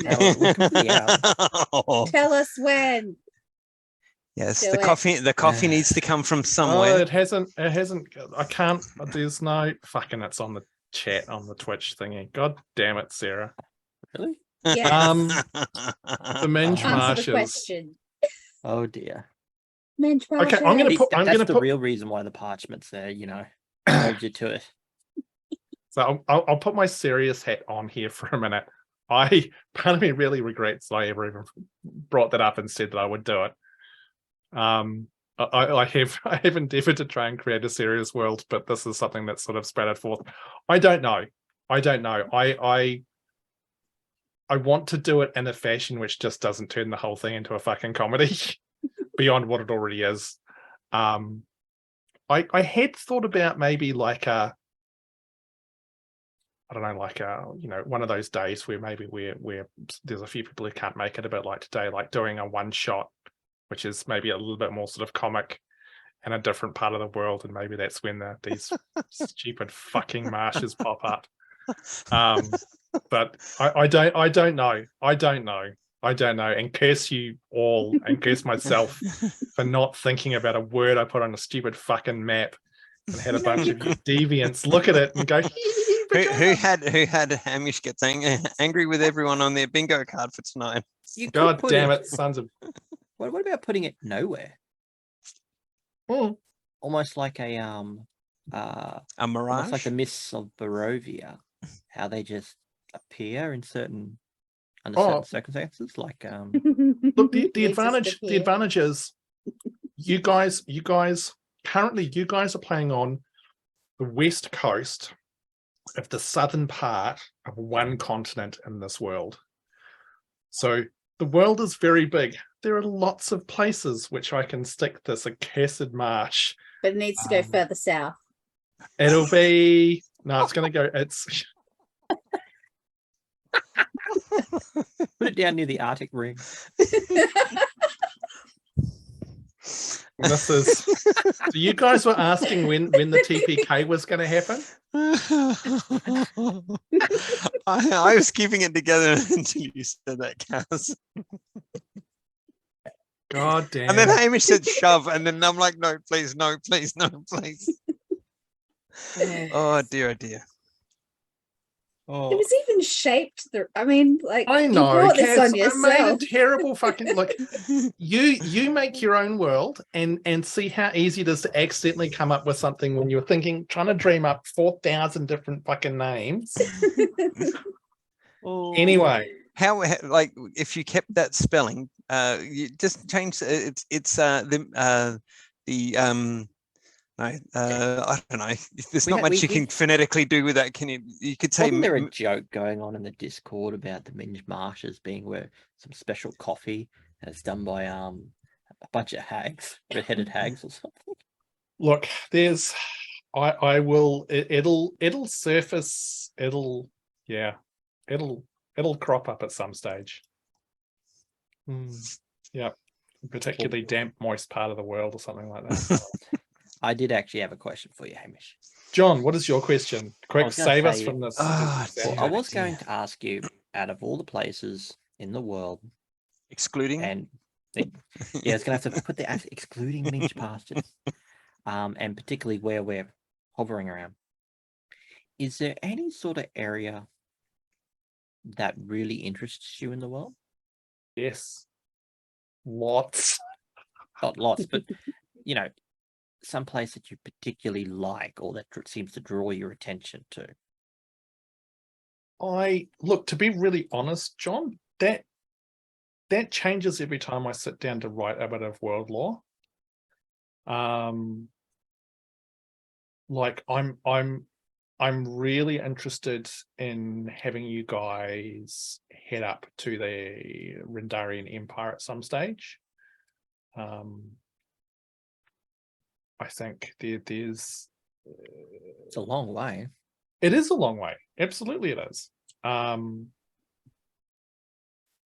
think there's some interesting stuff up there, but I mean, also in saying that, like the Wayfarer Plains, I've been developing a lot of concepts around that a lot more recently. The concept of Tilwith, so we're the Fae rule. Like, I mean, the level of pure shenaniganry which is possible there. But Severina, where Grumpfel comes from, I had some thoughts about that the other day. It's like there's like literally, it's like every time I think about something else, I'm like, oh, I want you guys to go here. I want you guys to go here. Oh, I want this story element to come through. And it's kind of like what I was saying before about how, like, I've got thoughts about story elements for for each person. And I'm like, I can't just throw it all at once, because then we kind of, everything happens and there's nothing left, and it needs to be sort of organic. And I want things to happen in a way that makes sense. But so part of me is just like, I really want you guys to do so that happens, so that you can experience and see how you guys react. Does that really not give you an answer? Pretty much. Yeah, cool, awesome. Well done. For a second, there's some of the noises you're making. I was like, you're projecting Jim Henson Muppets out of you for a second. Yeah, look, well, and then hello. look, it is. I think where would I like? Oh yeah, no, I honestly, too friggin' hard. I want you guys to progress to the next part of what's going on. But a lot of that is also, I don't necessarily know where you're going to go. Like I think, like I said before, I think from what you guys have talked about, you're probably going to head towards Harrow, but you may also decide, once you return the fireworks that you don't. Something Let's just murder the local lord and move on. That's just it. There's No one likes him. there's things that could happen there. Does how much does Miera want to try and chase down her friend, and will something else come up which means that the rest of the party wants to go one way and she wants to go there, or like there's stuff like that. But yeah, I don't know. It's one of the problems that I always create for myself when I run campaigns, is that I put a bunch of options in, and sometimes I get to the point like I have no idea where you guys are going to go. And I'm just like, okay, all right, I'm just enough prepared to hopefully cover wherever you're going to be next.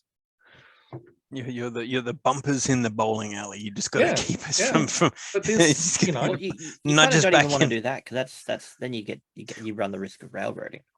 Oh yeah, not right. Like And at it's least just sort of leave it nudge us back onto the a path instead of totally derailing. Yeah, and look, it is. There are, when you guys are, you guys, know that Peldorne was involved now with the whole fireworks going missing. He wasn't Mr. Innocent around this. What happens when you get back to Greenfield and confront him about that? Is Tiernan going to slaughter him in some sort of bloody massacre, or are you guys going to let him off with a warning? Is Delgrim going to just do something terrible? As who knows? And then what is the consequence of that? And then what will you guys want to do next? So Does Tiernan come off as that bloodthirsty, does he? no, I'm just constantly saying that just to sort of take the piss about it. But I mean, in all seriousness, like knowing what I know about stuff, I don't have a perfect idea of where you're going to go next. And that kind of, I guess, if we've got no other questions at the moment, that leads me to ask a question of you, Ham, as well. It's like, when we did our one shot, we completely missed like a lot of the hints you were giving us, and we were too busy playing games and stuff like that. I'm following up on Brian. Yeah, and Brian, perfect example. We all get distracted by Brian.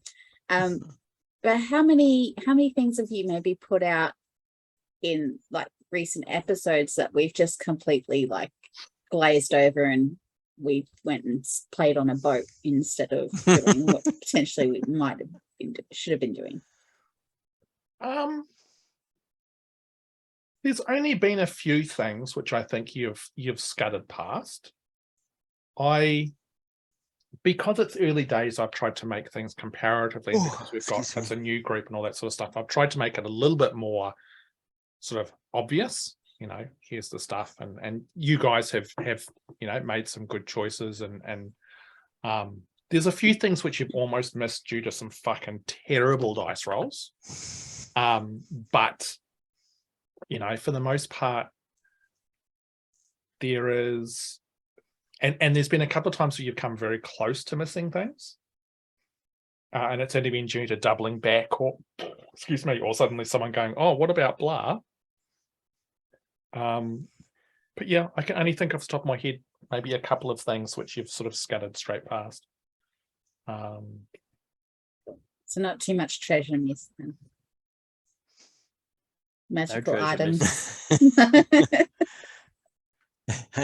Haim's like, look, I'm not going to be mean, but you'd all be 6th level by now with like +1 this, Yeah. +3 that. That +9 sorcerer stick of awesomeness. Ring of Absolutely. teleportation for everyone. Yep. No, Instantaneous travel. scattered straight past. Teleport without error. No, I think I can only think of one majorish thing that you guys have missed. Why just for mages? Why not clerics? Don't laugh so hard, Saz. Just don't encourage him. God damn it. Well, Sorry. how's Miera handling the journal entries found in the hut? Does she know about those yet though? I know. Yeah. I think we ascertained that she would have been that she would have been shown up by now. Yes, I think there was a slight miscommunication. But no, she absolutely knows. And for those of you playing at home, if you go and have a look on my Twitter feed, you can actually see what was in the journal. Excuse me. Probably even retweet it or something like that. not the Yeah, recent that'd be fun. journal that we found at the farm. The journal at the where you last with see. the In the secret drawer on the That- desk. 'Cause it's yeah, sort of- the one it can see you type. Yeah, because it was sort of thing, like yeah. dropped, and then it went to the next session, and we're like, let's go voting. Yes. Sort of, you know what I mean?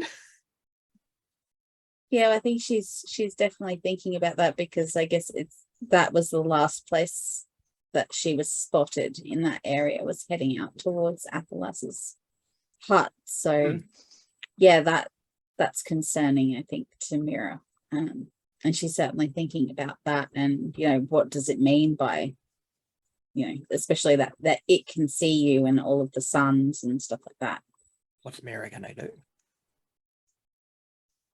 Who knows? I don't know yet. We'll have to wait and see. We might find another boat and I'll get distracted. The next boat's going to be a mimic, and I'll wait until you're halfway out on the lake, and then it's just going to eat you assholes. Make the lake a mimic. Ooh. So in one of the Tome of Beasts books, which by the way, I believe you can buy on Meeples and We do have a couple of them. Not excellent. too sure which one's off the top of my head. There is an Oasis mimic, Oh no. which is Cruel. amazing. So cruel. So the next time you go, if you guys ever end up in a desert, Oh, no. Oh, See what happens. God. but yeah, Isn't there a desert up near the Redanian Empire? yes, there Redonian is. Empire? Yes, there is. On the southeastern edge of it. What empire is it saying? The Rendarian Empire, which is to the north. So where you guys are currently are, is southern Peldorne. So if you head north, basically at the top of the continent is the Rendarian Empire, which is a very, very large part of this continent, which is actually basically like a united empire, as opposed to where you guys are at the moment, the Rivenlands, is a bunch of disconnected duchies. So there is no sort of united approach across that. The Rendarian Empire is probably the biggest single sort of nation, I guess, on Peldorne. Don't we have to cross Shardfall to go to the Yep. Rendarian Empire? You do. Or take a boat from Deep Cove or something? Correct. You would need to catch a boat, or you would need to go through Shardfall. And and you would also need to go through and my map application has crashed. You would also need to go through a jungle as well, and cross through a rather large mountain range to get to the Rendarian Empire. It is a very, very long way away and quite disconnected. So we're gonna go on a boat. Let's go on a boat ride. Sparking Captain boats again. Sparkle. Got Captain Sparkle. Yeah. Bloody hell. Oh, I just got this image of Miera doing like her best Captain Jack. And look, you know, there's who knows what might But potentially. why have the cookies gone? But yeah, I'm not sure if anyone lurking in the chats. We are officially out of questions at this point in time. Is there any others put in chat recently? So I'm not sure if anybody else in the chat's got anything that they want to. I got one. I got one for everyone. Yeah. Well, maybe not Haim, but certainly for John and for Cass. If not Tiernan and Miera, what was your backup character concept? Not sort of digging too much into it, because we don't want Haim to TP chaos and have to create these backup characters. But what was second place to Tiernan and Miera? Let me see. Maybe like an elven druid or something like that would have been fun. Potentially. Well, Artificer was a shot in the dark originally. It's one of the few classes I really haven't explored much. Trying to think, because I don't usually pick a class first. I usually come up with a character concept first. What was the other one I was thinking of?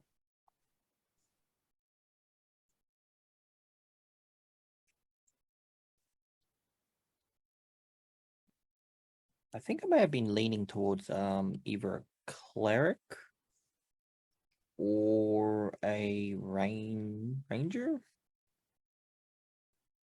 or a ranger, but I hadn't really thought too much on the that side of things. But funny story, when I wrote the backstory for Tiernan, I almost wanted to play a completely different character. I wanted to play his sister after writing it. It was funny, but yeah. I wouldn't mind giving a rogue a go one Rogues day are as fun. well. Yeah, One of my runner-up would have been a half-elven rogue. Nice. I did, however, have like one of those moments where you just let your brain go and go, oh, how cool would it be to play that, and how would I do it? I came close to typing out the question in a message to Hamish to go, hey, what do you think of this concept? Before I actually thought of the deep gnome was a Minotaur paladin. Ooh. That would have been very interesting.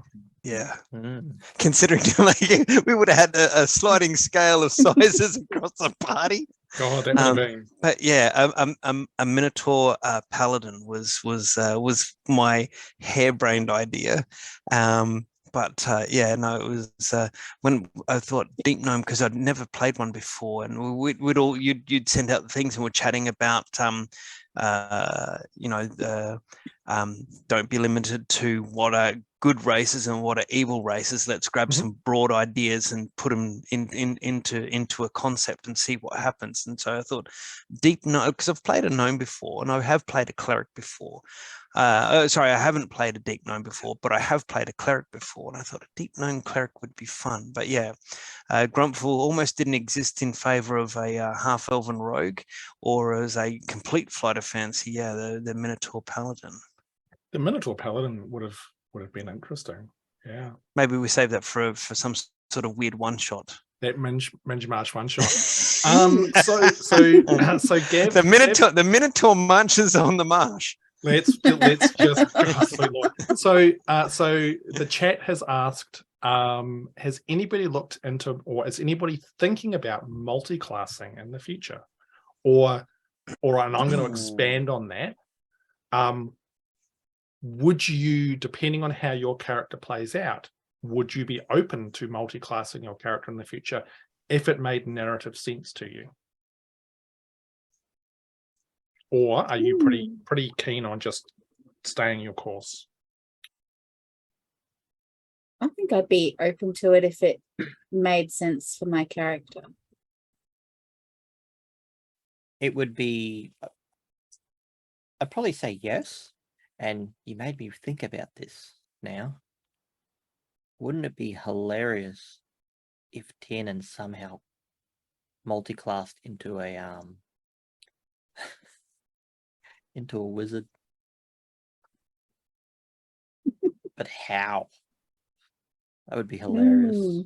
It was Narratively, it was an effect of hilarious. the sparkle cookies. Not What that he about would. what about you, Heath?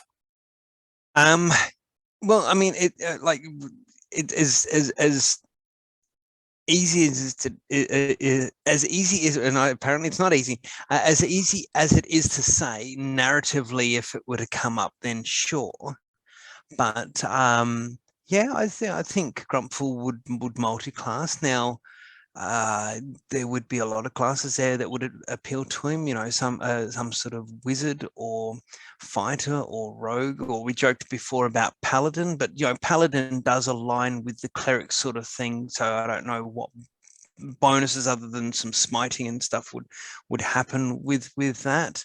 You know, Grumpfel would certainly look at it as either we go forward with sessions and the narrative evolves, or as retrospectively more myself and yourself, Hamish, sort of explore the backstory of Grumpfel before disclosing it on the stream.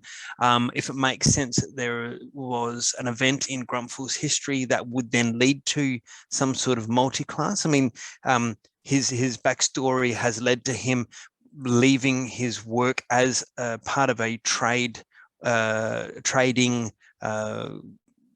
part of his clan and moving into more of an adventurer's sort of thing. So maybe there's something more to his backstory that would then present itself and evolve into some sort of multi-class, into a different thing, you know, whatever it may be. And we can explore that as well on and off the stream. Yeah, absolutely. Awesome. I actually don't know what Tiernan would be able to multi-class in well. Really. And this is where I would encourage people to not. I mean, you are limited by what you can multi-class into by your stats, because there are rules around that.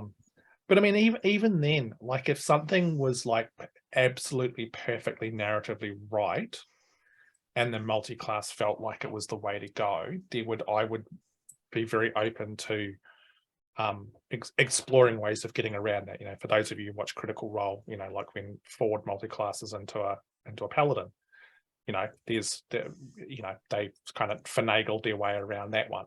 But that was Warlock too, paladin. Yeah, that's a lot of finagling. So that was just purely to boost his strength, because his strength wasn't high enough. So you know, I think in that respect, you know, there's ways around it, but also with the way that I'm looking at this campaign, you know, even if it's from an optimization point of view, if it's suboptimal, but it felt narratively right, I would still, you know, encourage people to do it, because I'm certainly not running this from I'm trying to, you know, optimize the monsters to go against the perfect party. We've got to hydrate, boys and girls, ladies and gentlemen, kids of all ages. Oh, I think I'm out of. Oh, no, there's a little bit left. Kitsune as well. Hello, and thanks for coming and hanging out with us. Didn't miss you in there. We were just blabbing away. First timer. Thank you. For those of you who might have jumped in whilst we're rambling here, this is a Q&A session for a current Radiant Shadows campaign, which we play every fortnight, Saturday, 7 p.m. Australian Eastern Standard Time. normally would be playing tonight, but 2 of our cast are unfortunately unavailable. So we thought, hey, let's just have a little bit of an impromptu Q&A session. So hopefully those of you who have come to check out this, it has piqued your curiosity, and you will come back in a fortnight's time and actually see what this game is like.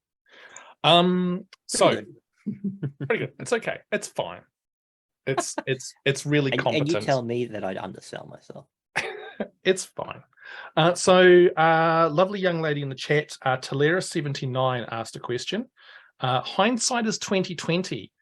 Is there anything you would change about your character if you had to recreate them?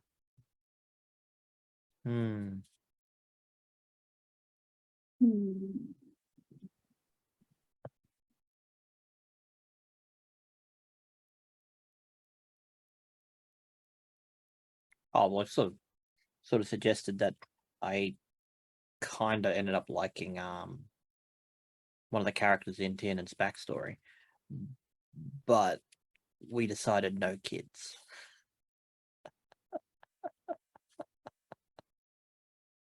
I'm a bit of a fan of playing the younger teenager characters, just because I find them very impulsive and very, what's the word? Not so much the pure, it's the wrong word. It's just very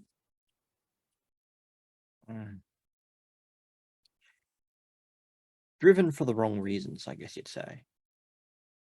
I quite enjoy playing them. What about you, Cass? What are your anything about Miera that you'd tweak or change? And it could be whether it's from a mechanical point of view, could be from a personality point of view. I think if I could change one thing about Miera, it might be her strength stats, because they're pretty bad, and I'm a bit of a weakling. I've got a -1 on my strength, which is wonderful. I'm so going to put you in a situation where that is going to give you all sorts of grief. Could be worse. Could be wisdom. That's true. Yeah. Yeah. So that's probably one thing I'd change. Very cool. What about you, Heath? I don't know, actually. Like that's a hard thing. I am happy with where Grumpfel is and what he does. I don't know if there is anything that I would change. Like Cass said about stats, and I'm pretty happy with how the stat points fell out with Grumpfel and any sort of bonuses that shuffled in there. There's nothing negative in there in the sense of affects rolls other than my own bad rolling. Haven't done too bad in terms of roll. Yeah. Well, I mean, it was a point by. I think I managed to sort of work it so that any advantages in point by, there was bumps with any character based stuff that bumped it up, and sort of instead of having some large scores in there and some smaller scores, I kind of went sort of a little medium-ish with it. I don't know. Would I have kept with the life domain cleric? We were in character creation looking at the forge domain.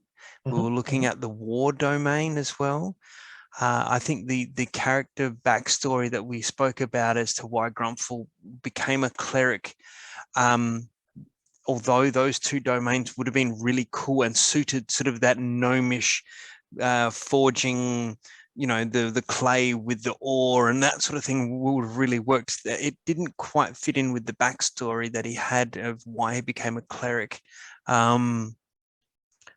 So I like, I'm not trying to avoid or dismiss the question, but there's not anything that I can think of or have seen in our 5 streams that had me going, I really wish I hadn't have done that, or I wish I could change that, or something like that. No, I think we're pretty good with Grumpfel. Cool.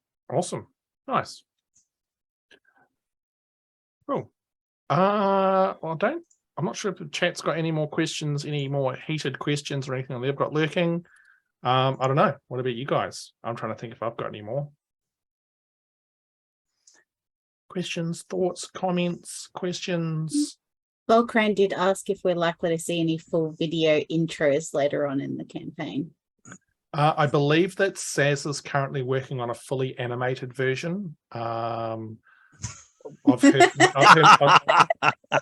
Yep, she's nodding to confirm that. So yeah, so June next year, 2023, fully animated introduction. And next session we'll be having a different GM apparently.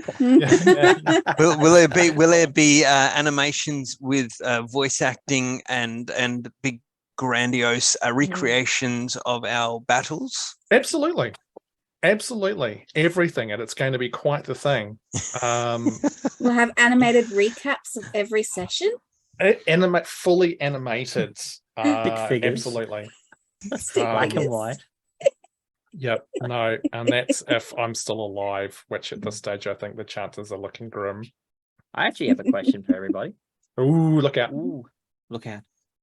What character in the party intrigues you the most from an either a narrative point of view or just your own character's viewpoint? Like generally intrigues you. Intriguing. I think I find Miera finds Delgrim very intriguing, just for the simple fact that he is so blunt and he has no filters, and I come from a place where everyone is kind of nice and we have those social airs and graces that he just doesn't seem to have. So for her, that's just like, doesn't know how he has managed to get where he is without getting shanked. Yeah, basically, like, how have you survived without being nice to people? So that, I think she finds Delgrim very interesting from that point of view, and also because he's so new to the above world, like, and he's told us, he's not experienced the sky before. So for Miera, that's just like crazy. Yeah, cool. Awesome. Heath, what about you? From me as a player, definitely Tiernan, because again, that homebrew character race is intriguing. I want to see what the two of you, John and Hamish, do with it. So I with a lot of my D&D gaming, wizards, rogues, the occasional cleric and fighter are my forte. Bards, barbarians, druids, monks, that sort of thing I don't really play or very rarely play. I can't think of whether I've ever played an artificer. So I'm wanting to see what happens with Tiernan with that. From Grumpfel's point of view, intriguing member of the party, it would probably still be Tiernan again, because with Grumpfel, and he's been part of a trading crew and seen different races and seen different things and been above ground and below ground. To see something like a shard folk is what was once a novelty has now become this respect of a character that whether we've rolled it or story driven, that we know that the shard folk don't use a lot of magic or don't at all. So Grumpfel wants to see where these the Jack Nicklaus Joker line from the Tim Burton '89 movie, where does he get these wonderful toys from, and sort of Blinky and the blunderbuss, and Grumpfel's seen hard work. He's seen magic used for good and bad, and to have something that creates the effect of magic without being magic, has I think has fascinated him. He wants to sort of see what else Tiernan's going to come out with. For me as a player, I always love the warlock of the party because they're so narrative driven. It's hilarious. So I'm from a player point of view, I'd really like to see how Rowan's pact, so to speak, plays out. From a character point of view, it's a sort of a bit of a mix, really. Initially, Tiernan was very interested and fascinated by Delgrim in terms of he saw Delgrim as a bluntness as a form of strength, and he saw Delgrim as this is someone who easily survives in this world. Otherwise, he wouldn't be so blunt. But of late, he's more interested in Miera, largely because of the whole battle within himself at the moment about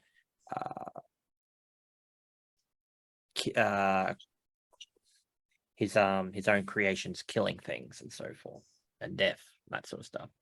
Like I said, he's still very green, so it'll be interesting to see where. Yeah, but yeah, Cool. Chat. that might be it. I think it might be it. Mm. Unless chat sends us any more burning hot questions. Which is probably a resounding no. I think we'll be in for an earlier night. Hey, look, thank you very much to everybody in the chat who has hung out with us, whether it's from the very beginning, partway through, the last 5 minutes, whatever it might be. It has been cool having you all here with us, partaking in the questions, listening to us give our answers. I hope it's given you a bit more insight into the players and the characters in the world. Maybe made you more interested in what's been going on. Hopefully we'll get you back in a fortnight's time to check out session 6. If you've had any questions tonight, I dare say that that you haven't been brave enough to ask, or perhaps it's a question for Promethean or for Kate, like send it through as a message to Meeples and Dragons, and if we do another Q&A and they're with us, we can have it lined up for then, and that way you won't forget to ask it. Yeah, absolutely. Yeah, by all means. Absolutely. So as always, thank you very much to Saz, who is in the command center. There's lots of flashing lights, there's lots of buttons and knobs that she plays with. She's now giving me a bit of a strange look. I don't know why. But I think she's busy working on that animation. Hey? It is. It looks like she's twisting some knob right now. But anyway, but in all seriousness, thanks to Saz for everything she does behind the scenes. She makes sure that us clowns don't have to deal with all the technical stuff, which is greatly appreciated. Thank you very much for everyone who's hanging out. We're going to go and find someone to raid now. I don't know who's lurking. What options? What options? Surely there's got to be someone that's Options. having a look, checking it twice, seeing who's been naughty or nice. Oh, excuse me.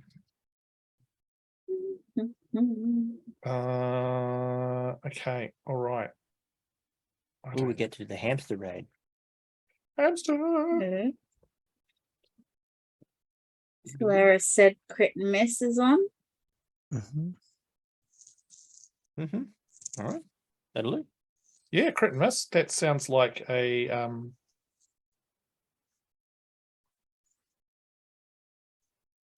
Yep, crit and miss it is. Let's do that. Thanks very much, everyone. And let me unleash my end of stream catchphrase. Bye.